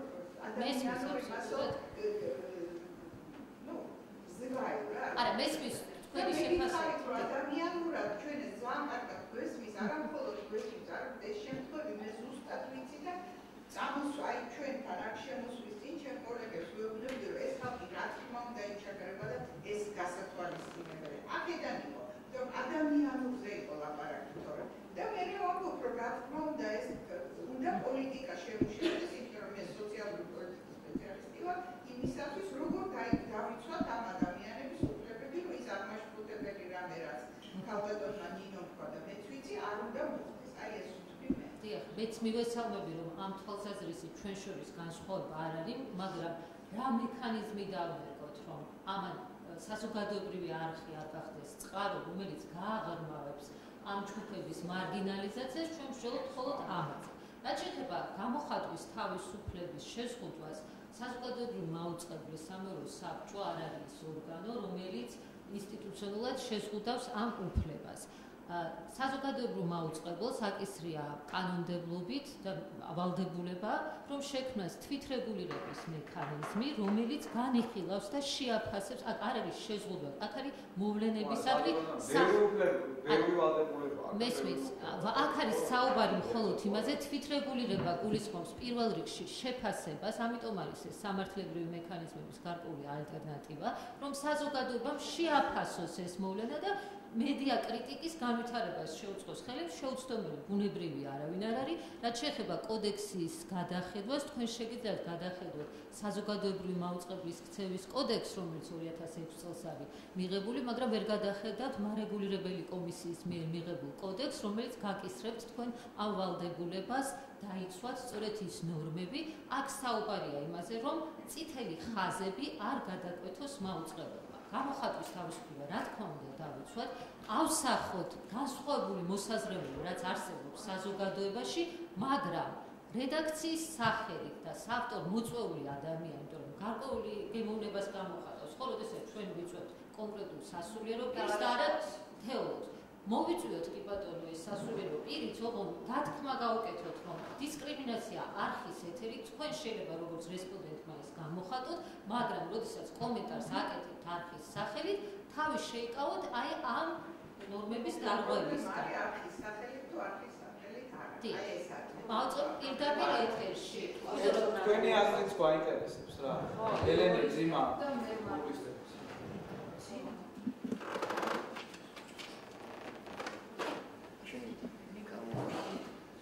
ეს არის თუმა რეგულირების ორგანო და მატერიალური მომენტი უბრალოდ გავუსწრებ.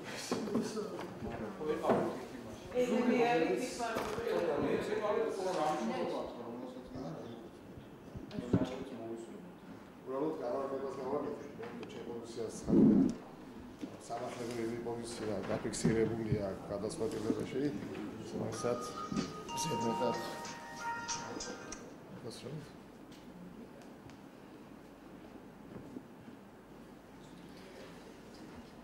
ზედმეტად თავს არ შეგაწყენთ, უბრალოდ რამოდენიმე ფაქტორზე გავამახვილებ ყურადღებას.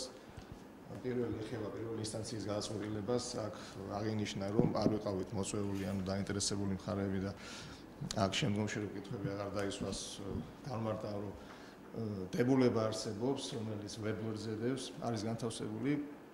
ზემოთაც იქ არის საკმაოდ გაწერილი დეტალურად ყველა ის პროცედურა, თუ როგორ უნდა იყოს მოწვეული ყველა დაინტერესებული პირი. ამდენად ამაზე თქვა ეს არსებობს უკვე და თქვა ზედმეტი სამუშაოები ამასთან დაკავშირებით. სამუშაოების ჩატარება აუცილებელი არ არის. თუ არ იქნა მოწვეული ყველა დაინტერესებული პირი, შემოსულია სააპელაციო საჩივარი და უკვე დღეს ყველა თქვა ვინც მოწვეული იქნა ბრძანდებით აქ და სამეურვეო საბჭო განიხილავს სააპელაციო საჩივარს და ეხლა რაც შეეხება თვითონ აი ამ კომენტარს ისიც რა არის სამართლებრივი თვალსაზრისით ვერ გავიზიარებ იმ მოსაზრებას მე პირადად როგორც იურისტი და გამარტა უბრალოდ ჩემს მოსაზრებას რომ მისი სამართლებრივი კუთხით შეფასება არ უნდა მოხდეს ვინაიდან სააპელაციო საჩივარში არის მითითებული ქცევის კოდექსის რამოდენიმე მუხლი პირველი მუხლი და მეოთხე მუხლი მაგრამ ამ ქცევის კოდექსს გააჩნია ასევე მეორე მუხლი სადაც პირდაპირ წერია სამსახად და არაურაზრუნად რომ ამ კოდექსის ინტერპრეტირება უნდა მოხდეს კონსტიტუციის ასევე და ხო სამართლის პრეცედენტული სამართლის ოღონდ იმგვარად რომ მაქსიმალურად იყოს დასული სიტყვისა და აზრის გამოხატვის თავისუფლება.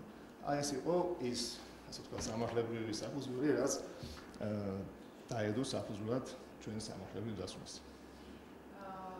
თუ შეიძლება მინდა ქალთ მარინას დასმოკითხვას გამოეხმო რომ მართალია ეს ხა ეს პირდაპირ ძალიან კავშირში არ არის ჩვენი მაგრამ მაინც კავშირი რაღაცნაირად არის კავშირი და თან თქვით რომ მომავალში ამ თემაზე თქვენ აპირებთ ჯელობას მე ვფიქრობ რომ საზოგადოებრივი მაუწყებელი უნდა იყოს სეკულარული ისე როგორც არის ჩვენი სახელმწიფო ისე როგორც არის ჩვენი განათლების სისტემა ხო არა გვაქვს ზოგს გონია საქართველოში ბევრს გონია სახელმწიფო რელიგია არსებობს გონია ზოგს როგორც სახელმწიფო გეტყვით ახლა ხო არა ხო კი ხო ანუ რა თქმა უნდა არის და უნდა იყოს ანუ ანიშნავს რომ ეხლა უნდა იყოს და ნუ ეხლა ჩვენ რო ესე არ გვეგონოს მაშინ ხმას არ ამოვიღებდით რომ ფიქრობდეთ რომ ეს ვალდებულება ან ეს ხედვა საზოგადოებრივ მოძრაობას არ გააჩნია საერთოდ არ მოვიდოდით აქ სეკულარისტად ხო და მაშინ ამიტომ დგება ესეთი საკითხი რომ ქადაგებები არხის ლაივის მეშვეობით რამდენად სეკულარული არის თვითონ ეს მოვლენა და მეორე ესე დავაყენებ საკითხს რომ ბუნებრივია საზოგადოებრივ მაუწყებელმა უნდა დაფაროს ქადაგებებიც როგორც მაგალითად საშობაო ეპისტოლი იქნება თუ სხვა რაღაცა იქნება ჩარტვებიც უნდა იყოს ლაივიც უნდა გაუშვეს ანუ თემა იმიტომ მნიშვნელოვანია უნდა დაფაროს მაგრამ თვითონ არ უნდა აკეთოს ქადაგება ხვდებით რას ვამბობ იმიტომ რომ როდესაც ჩარტვას აკეთებს იქ უკვე დაბალანსების საშუალებაც აქვს იქ უკვე შემოდის ჟურნალისტი ყველაფრის საშუალება აქვს მაგრამ როდესაც თავის ეთერს პირდაპირ ესე უთმობს და ეს ანუ ერთი არის რომ ხედავთ სამებაში ვიღაცა ქადაგებს და ჩარტვა არის და პირდაპირ არის ვიცით რა არის და მეორე არის როდესაც უკვე კომენტატორად გადის და თან ვამბობთ რომ კომენტატორი კი არ არის ქადაგება არის მაშინ ბუნებრივად ის მეკითხვა რატო უთმობთ თქვენს ეთერს ქადაგებას პირდაპირ ქადაგებას არის ეს რამდენად მოდის სეკულარიზმთან თანხმედრაში პირდაპირ საერთო დროის ერთი კონკრეტული რელიგიისთვის მიუხედავად იმისა რომ უმრავლესობის რელიგია არის ქადაგების დროის დათმობა ხო ერთი არის უკვე არსებული ქადაგების გადაღება და ჩართვა და მეორე არის ეთერის დათმობა ქადაგებისთვის ახლისთვის რომელსაც იქვე შეთხზავს წამყვანი ხო ამიტომ ვამბობ რომ ეს თუ ასე შევხედავთ არ უნდა გადაეცეს ხოლმე და ფიქრობთ რომ ჩვენი კანონმდებლობის მიხედვითაც და სეკულარიზმის პრინციპიდან გამომდინარე საერთოდ რომ ქადაგებისთვის არ უნდა გადაეცეს არც ერთ რელიგიას თუმცა უკვე არსებული ქადაგების ჩართვა და წარმოდგენა და ინფორმაციის მიწოდება უნდა ხდებოდეს მაგრამ იმას უკვე სხვა პრინციპი აქვს სხვა სტანდარტი აქვს და ასეთ კონფლიქტში აღარ შევდივართ ხო და ამიტომაც მე მიმაჩნია რომ ეს ქადაგებისთვის გადაცემული დრო არ იყო როდესაც სიუჟეტი მიდიოდა მე ვფიქრობ რომ ეს იყო ადამიანებისთვის საზოგადოებისთვის საინტერესო მოვლენის პირდაპირი ჩართვა თავისი კომენტატორით ეს ქადაგება ჩემი აზრით არ არის განსხვავებული რაღაცაა და ქადაგებისთვის ანუ არ უნდა გადაწყვეტოს. მაშინ შეიძლება კითხვას დაგისვით. თუ ქადაგება არ იყო, თუ ამ კუთხით შევხედავთ, ხო? მაშინ რატომ მქონდა ადგილი მე-16 ამ მუხლის დარღვევას და მე-17 მეორე მუხლის დარღვევას? თუ ქადაგება არ იყო და რელიგიური ქადაგების კუთხით არ გავრცელდა კომენტარი, მაშინ რატომ გახდა მაუწყებელი დამოკიდებული სასულიერო პირზე? ეკლესიურად, რელიგიურად. რატომ აქვს ადგილი მაშინ ამ ნორმების დარღვევას? ხო, ანუ სად გინდება ამ ნორმების დარღვევა? თუ ჩვენ ცოტა წინააღმდეგობრივი ხო არ არის? მე ვფიქრობ, რომ სწორედ იმიტომ ვაყენებ ჩვენ და იმიტომ ვავრცელებ მე-16 და მე-17 იმის ძველს ხო არ გავავრცელებ. ანუ როგორც ასეთი ქადაგებელზე და ილია მეორეზე ხო არ გავავრცელებ. ვავრცელებ იმიტომ რომ მე მიმაჩნია რომ ის კომენტატორია ის როლს რასაც ის ასრულებს მიყავს ხო ეს ერთი თქვენ რაღაც ინტერპრეტაციას ხო აი ეს საინტერესოა ანუ ხვდებით კომენტატორს ვუყენებ ამ მუხლებს თორე ვიღაცა ცალკე არსებულებს ხარ წავუყენებ ამ მუხლს არანაირად მე ხო ვინაიდან კომენტატორია და მასზე ვრცელდება ეს ჩვენი კანონმდებლობაც და ეთიკა და ყველაფერი სწორედ ამიტომ ვუყენებ თორე მაგრამ კომენტატორი სასულიერო პირია რომელსაც სასულიერო რიტუალი ღონისძიება მიყავს და ცხადია აკეთებს კომენტირებას იმ სწავლებაზე რაც მოიაზრება ამ ღონისძიების დროს ხო ჩვენ ხო სწავლებასთან პრობლემაა ძალიან ხოთ დავასრულე არა მესმის უბრალოდ ამ სწავლების კონტექსტში იყო გაკეთებული ეს კომენტარიც ეს არის შინაარსი ხო და აქედან გამომდინარე მე საინტერესოა ამის სამართლებრივი ანალიზი თორე ამის გარეშე ჩვენ ვერ შევაფასებდით ამ კომენტარს პირდაპირ აწერია კანონში რომ ანუ თვითებურების ორგანო როგორც ასეთი რომ თქვა ბრმად დახუჭვის თვალები და მარტო მხოლოდ კომენტარს მიაქციოს ყურადღება და მისი სამართლებრივი ანალიზი გარკვეულწილად არ მოახდინოს ეს შეუძლებელია კანონის გავალდებულებს ამას ასე არ არის ამიტომ გამიჯნა ამ ორი რამის ზართული მე დავაბავ რომ საერთოდ არ ვიცი რამდენად მოხსნის თეოლოგები რამდენად ყავს ესეთი განსწავლებლები და ამალისტები არა ვეცლიან კარგები ჩვენთვის შეიძლება მე ვფიქრობ რომ საერთოდ საზოგადოებრივ მაუწყებელზე სასურველია რომ საერო პირს მიყავდეს ეს გადაცემა თეოლოგს ვთქვათ, ან ამ საკითხებში გარკვეულ შეიძლება მორწმუნეს ისე ვთქვათ, ხო? და რაღაცნაირად მოიხსნება, იმიტომ რომ ეს რაღაცნაირი ინსტიტუციური ომიც არის გარკვეული აზრით, ხო? ესე იგი, თუ სასულიერო პირზე რაღაცა სიტყვი აპრიორი ჩდება მოსაზრებები, რომ შენ ეკლესიას ებრძვი რა, აი რომ მოხსნათ ეს ზედმეტი დაპირისპირებები და რაღაცეები და არსებობს საპატრიარქოს არხი, თქვათ და იქ იცოდეს მოქალაქემ, რომ გავა პირდაპირი ტრანსლაცია უკვე სასულიერო პირების კომენტირებით და იქ უყურებს. ხო შეიძლება და საზოგადოებრივ მაუწყებელზე წაიყვანოს ამ თემებში განსწავლულმა ადამიანმა ეს რეპორტაჟი. შეგვიძლია ეს გავაკეთოთ, ჩვენ არ ვიცი ჩავწეროთ ამ რეგულაციაში, სადღაც, ხო? ხო და თუ თქვათ თემა მიეძღვნება ამ თემას, გადაცემა მიეძღვნება, იქ მოვიწვიოთ და თქვას თავისი მოსაზრებები. ერთ მომენტს დავამატებ რა. ანუ თუ ჩვენ ავირჩევთ სეკულარულ გზას და ჩავთვლით იმას, რომ გადაცემის დროს ვითმობთ ინფორმაციის მოტანას და არა ქადაგებას, ბუნებრივია თქვენ ისევ თავისუფალი ხართ ვის მოიწვევთ, იმიტომ რომ ხო თქვენ იწვევთ ამ ადამიანებს. ბუნებრივია თქვენ შეგიძლიათ საერო პირი მოიწვიოთ, შეგიძლიათ თეოლოგი ძალიან განსწავლული მოიწვიოთ. შეიძლება კონკრეტული სასულიერო პირიც მოიწვიოთ. მაგრამ ის უნდა იყოს, ეს თქვენი სარედაქციო პოლიტიკა არის, ვის მოიწევთ, მაგრამ თქვენი მოწვეული რახანს არის მასზე ეს ეთიკის სტანდარტები უნდა გავრცელდეს და თვითონაც უნდა ესმოდეს და გარდა ამისა, ხო, უამრავი მღვდელი არსებობს ნამდვილად საქართველოში და სხვა რომელსაც შეუძლია ბრწყინვალედ ამ თემების დაფარვა სიძულვილის ენის გარეშე.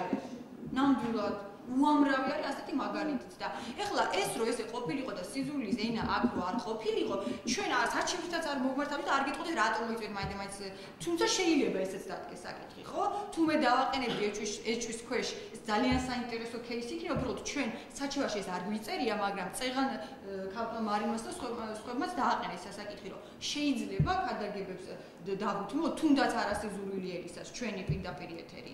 თუ საზოგადოებრივ მაუწყებელი ირჩევს, რომ ეს ქადაგება არ იყოს, მაგრამ რა თქმა უნდა დაფარული მთლიანად იყოს მოვლენა და ამბავი.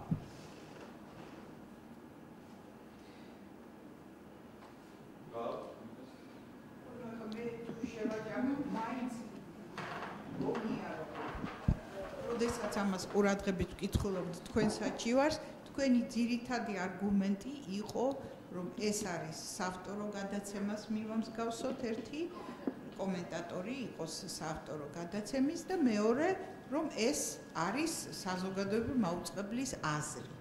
აი ეს ასე აღიქმებაო. აი ეს ორი პრობლემა აქვს მე მგონი. ხო, ეს საზრებებს ესეც არის.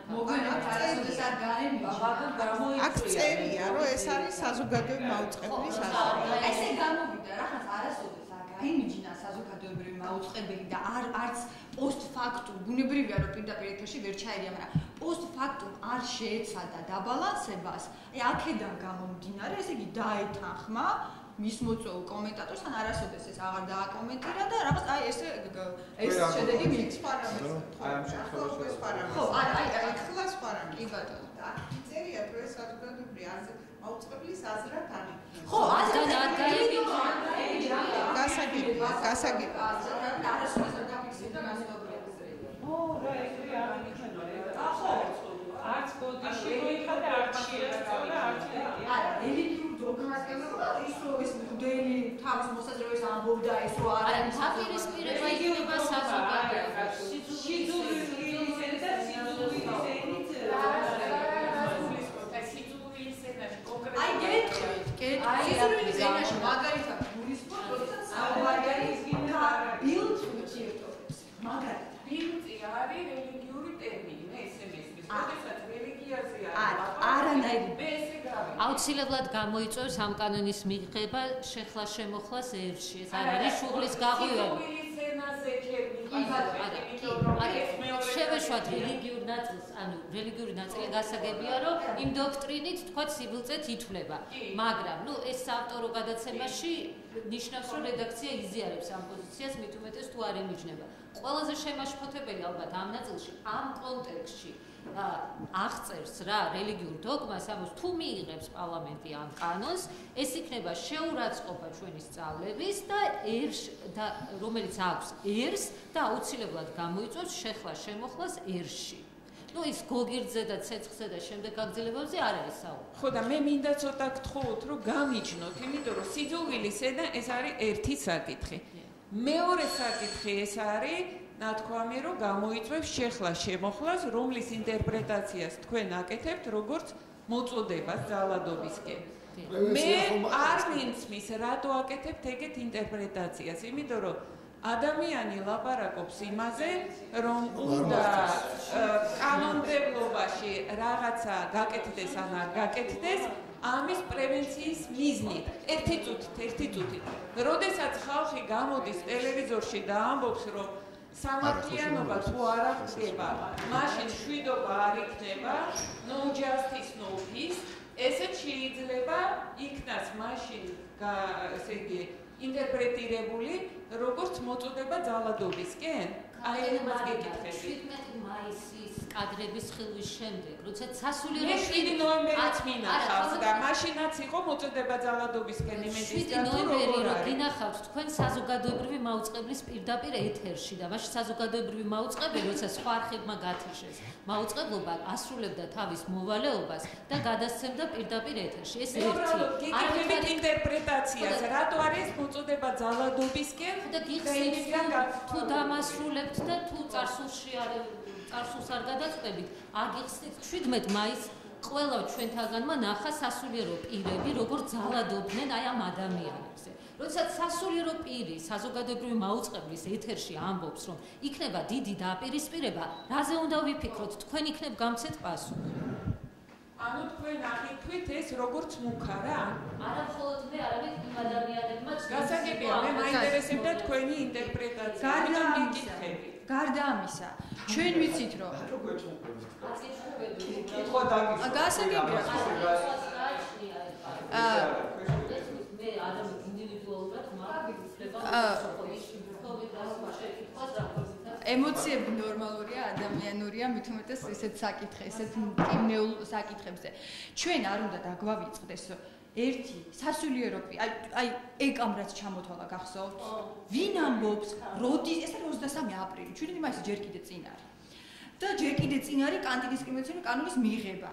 ეს არის ხალხი, რომელსაც ძალიან დიდი ძალაუფლება ამ კონკრეტულ ადამიანს, რომელსაც შეუძლია ძალიან დიდი მასების მობილიზება და რომელიც წინასწარ ვეუბნება, რომ თურმე შეხლა-შემოხლა მოხდება. ეს არის მუქარა, იმიტომ რომ მას ეს უკვე გაუკეთებია, მას რეალურად შესწევს ამის ძალა და ეს არის ძალიან რეალური საფრთხე. და ეს ამზადებს, რატო არის შუღლის გამოწვევა? იმიტომ რომ ნიადაგს ამზადებს. ანუ უშვებს იმას, რომ ეს მოხდება, გეუბნება, ანუ მისგან დაბრო ძალიან ის სლენგის ენაზე, რომ დაბრო აქვს, რომ ეს იმიტომ რომ ჩვენ რაღაცა დავიცვათ, ჩვენ ეს ამას დავუშვებთ და ეს ესე მოხდება.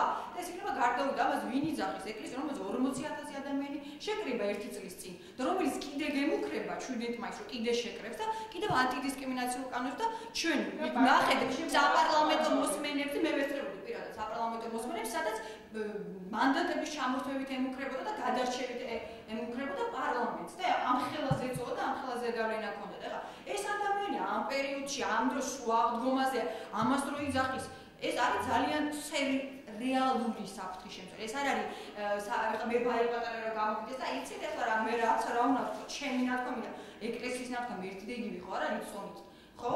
ეს ადამიანი იმ პოზიციაში, იმ დღეს, იმ კონტექსტში ამბობს, იყო ძალიან მაღალი რისკის შექმნით და ჩვენ ვიცით რომ გარკვეული რაღაცები მოხდა და მოხდა ამას. გარკვეული ტიპის შეხლა-შემოხლები პარლამენტთანაც დაგხვდეს და დაგხვდნენ და შეურაცხყოფაც მოგვაყენეს და გაგვეთითაც და რაღაცა დავუწყებლეს კიდევაც საპარლამენტო მოსმენებზე რომ დავდიოდით ამ კანონპროექტზე. ამიტომ ეს არ არის რაღაცა თეორიული საუბარი, ეს არის ძალიან კონკრეტული შუღლის გაღვივება და მით უმეტეს, როდესაც სრულიად არასწორი ინტერპრეტაცია არის კანონის, ამასაც ხო უნდა შეხვდეთ, ეს არ არის სწორი ინფორმაცია, რასაც ადამიანი საუბრობს. რას ნინო ამბობდა რომ რაღაც ახალი უფლებებს იგონებს, რატო ვისწორებთ ერთმანეთს, იმიტომ რომ თანასწორები ვართ, იმიტომ ვუსწორებთ ერთმანეთს. და სულ ესე იყო ჩვენი კონსტიტუციის მიხედვით, ამ კალმა არაფერი ახალი არ შემოიტანა.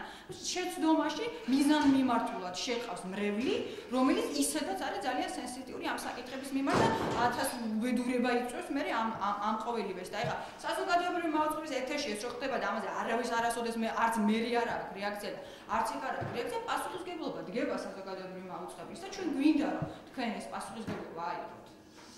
და ერთი პარალელი, ერთი სიტყვით, ნაცისტური გერმანიაში არ უთქვავთ, რომ უნდა ჩავხოცოთ, ჩავცხრილოთ ებრაელები.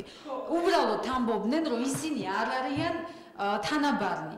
ისინი არიან მეორეხარისხოვანი ადამიანები და რაც გამოიწვია კი ვიცი და იგივე ხდება აბსოლუტურად. ვიხდი უბრალოდ რაკე ქალბატონო მარინა თქვენ რამდენჯერმე ახსენეთ უბრალოდ ეხლა ცოტა რთულია ხოლმე ასეთ საკითხებზე საუბარი თვითონ შინაარსში თქვა ეხლა რელიგია როგორ უყურებს ამ საკითხს რაღაცა ერთი რამ მინდა რომ უბრალოდ გავნიშნოთ თქვენ ახსენეთ რომ ეკლესიას აქვს ჩამოყალიბებული პოზიცია ინტერპრეტაცია თქვათ ასეთი სხვადასხვა ტიპის ინტერპრეტაციები არსებობს ამ საკითხთან დაკავშირებით მართლმადიდებლური ეკლესია არ არის ერთადერთი ქრისტიანული კონფესია რომელსაც აქვს ესეთი ღიად გამოხატული პოზიცია ამასთან დაკავშირებით ხო არსებობს ამ წმინდა წერილის თუნდაც სხვადასხვაგვარი წაკითხვა რა თქმა უნდა შინაარსში არ შევდივართ მაგრამ მეორეც მხრივ როდესაც ვსაუბრობთ და დღეს ჩვენ ვსაუბრობთ საზოგადოებრივი მაუწყებლის პასუხისმგებლობაზე ხო და არა იმ კონკრეტული თქვათ სასულიერო პირისა. Მნიშვნელოვანი არის ის ზუსტად რომ თქვენ თუ წინასწარ იცით რომ მათ აქვთ ზუსტად ასეთი პოზიცია. და ეს პოზიცია ეხება არა კონკრეტულ ქცევის მიმართ დამოკიდებულებას, არამედ კონკრეტული ჯგუფის მიმართ დამოკიდებულებას და ამიტომ შეიცავს საფრთხეს. ისინი არ ლაპარაკობენ განზოგადოებულ კონტექსტში, მაგალითად არ ლაპარაკობენ ნაყრობანების ცოდვაზე, ან თქვათ ბატონო ამპარტავნების ცოდვაზე ან რაღაც კონკრეტულ ჯგუფზე საუბრობენ, თქვათ, როდესაც საუბრობენ კათოლიკეებზე, როდესაც საუბრობენ თუნდაც LGBT ადამიანებზე, ეს არის ჯგუფის წინააღმდეგ მიმართული მოქმედება უკვე, ხო? ასეთ შემთხვევაში, როდესაც ვიცი წინასწარ უკვე რა პოზიციაც აქვს და ვამბობ, რომ ეს მათი უფლება არის, ხო? რამდენად სწორად მიგაჩნიათ, ეხლა ცოტა უტრირებულ მაგალითს მოვიყვან, მაგრამ იმისათვის, რომ აზრთა შორის სხვაობა და ბალანსი და თანაბარობა წარმოვაჩინოთ, არ არის აუცილებელი ებრაელებთან დაკავშირებით, მაგალითად, მოიწვიოთ სიტყვაზე ჟურნალისტმა მოიწვიოს მაინც და მაინც ნეოფაშისტი აზრის გამოსათქმელად, ისევე როგორც შავკანიანებთან დაკავშირებით კუკლუქსკლანი. თუ კი იცის წინასწარ მათ როგორი პოზიცია აქვთ, ხო?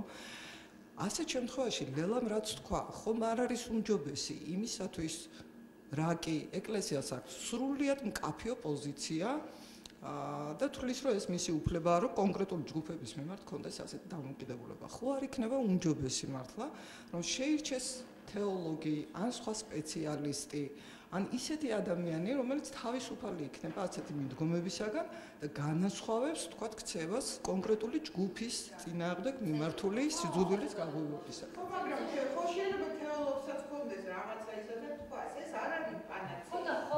არა, არ არის, უბრალოდ მე ვამბობ, რომ როგორ შეიძლება, თქვათ, როგორ შეიძლება ეს არიან ადამიანები, რომლებიც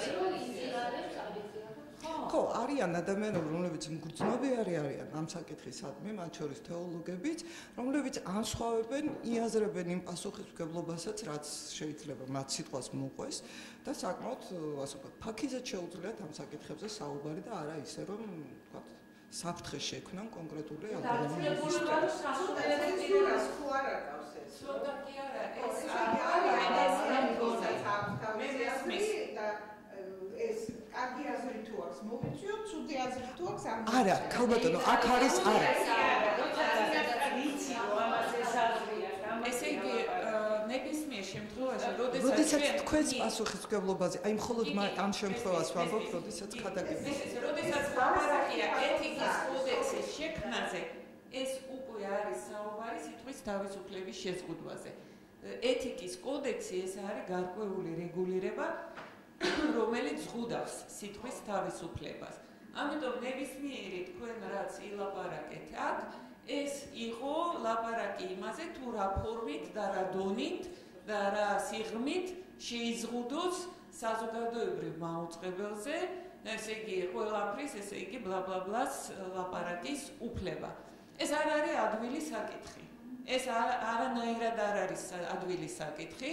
მე გეთანხმებით იმას, რომ ყველა მაუწყებელს და ყველა ჟურნალისტს უნდა ჰქონდეს გარკვეული ეთიკის კოდექსი, რომელიც ემსახურება იმას, რომ არავისი უფლება არ დაერღვეს და კარგი ჟურნალისტიკა იყოს.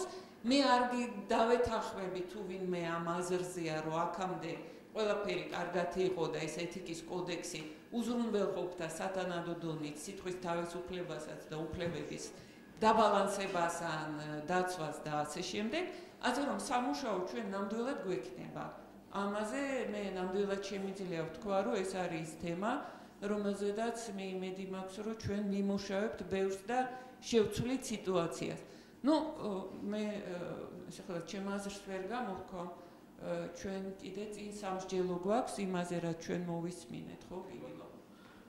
თუ რამე ხო მე მგონი გასაგებია უკვე რა ეს პოზიცია. კი ბატონო, ცენზურის თემას ვერ დავეთანხმები, ქალბატონ ნათელა, იმიტომ რომ ესე იგი, როდესაც რაღაცა პრობლემაზე გინდა გადაცემა მოამზადო, ხო? ბუნებრივია ეძებ ამ თემაში, ამ საკითხში განსწავლულ ადამიანს, ხო? ეხლა აქ უბრალოდ უფლებების თემაზეა ლაპარაკი და სიძულვილის ენაზე და რაღაცა. არის ამ თემებში განსწავლული ადამიანები და ამავე დროს ადამიანის უფლებებში განსწავლული ადამიანები, ვინც უბრალოდ არ იტყვი, კი იტყვის რა წერია რელიგიურ დოგმაში, რომ ეს სოდომი და გომორი გველოდება და რაღაცა, მაგრამ ამავე დროს სხვა პოზიციას იტყვის, სხვა შეხედულებას იტყვის და უკვე აღარ იქნება დისკრიმინაცია. ამაზეა ლაპარაკი. აი ამაზეა ლაპარაკი, როდესაც ასე მიუდგებით, მოდი ეს ვისაც ეს ხო, რედაქცია უნდა შეთანხმდეს კარგი ადამიანის მოწვევა. ეს არის სარედაქციო დამოუკიდებლობის საკითხი, როგორ გააკეთებს ამას მაუწყებელი. ჩვენ არანაირად არ ვითხოვთ კონკრეტულ გადაცემაში ვის მოიწვევთ ან ვის არ მოიწვევთ, ჩვენ ვითხოვთ სისტემურ მიდგომას, შეიქმნას მექანიზმი, რომელიც შეამცირებს რისკებს, ანალოგიურ რისკებს. რაც შეეხება ქცევის კოდექსს, ვინაიდან მაუწყებლები ფლობენ შეზღუდულ ბუნებრივ რესურს სიხშირეს, მათზე კანონმდებლობით ვრცელდება ეს ვალდებულება არა მხოლოდ საქართველოში, არამედ სხვა დემოკრატიულ ქვეყნებშიც. არაფერი, უბრალოდ მოთხოვნის კუთხით მინდა თქო მხარებს, რომ დაზუსტეს მოთხოვნა. სააპელაციო ორგანო ვერ იმსჯელებს, თქვათ, ვერ გასცდება მოთხოვნის ფარგლებს და მის სამართლებრივ საფუძვლებს. ანუ ყველა შემთხვევაში, როგორც პირველი ინსტანცია, ასევე სამეურვეო საბჭო უნდა იმსჯელოს იმ ნორმების დარღვევასთან დაკავშირებით, რაც მითითებულია სააპელაციო საჩივარში. ანუ ეს არის, რომ დავაზუსტოთ მე-16 მუხლის A პუნქტი. არა, ნუ ეს გასაგებია, თქვა, კი, ეს გასაგებია ეს მოთხოვნა და რაც შეეხება სამართლებრივ ნორმებს, ეს არის მე-16 მუხლის A პუნქტი, ქცევის კოდექსის, მაუწყებელთა ქცევის კოდექსის, მე-17 მუხლის მეორე პუნქტი და 31 და 33 რჩება ისევ, ხო, ზალაში, იმიტომ რომ აქ არ იყო საუბარი ამ ნორმებზე. და მოთხოვნის ფორმულირება, იმიტომ რომ მოთხოვნა არის, რომ გადახედეთ ანუ პირველი ინსტანციის გადაწყვეტილებას და შეისწავლეთ შესაბამისობა. საჩივარში პირველი ინსტანციის საჩივარში წერია, რომ დაადგინეს დარღვევა ამ ნორმების და სააპელაციო საჩივარში წერია, რომ შეისწავლეთ შესაბამისობა. ანუ იგივეს ნიშნავს, ხო ალბათ? სამეურვეო საბჭომ უნდა იმსჯელოს, დარღვევა ქონდა თუ არა მაუწყებლის მხრიდან, აი ამ კონკრეტული მუხლების. და სარეკომენდაციო ნაწილიც ხო, ეს უკვე რაც არის. არა, ძალიან მადლობა. მადლობა თქვენ.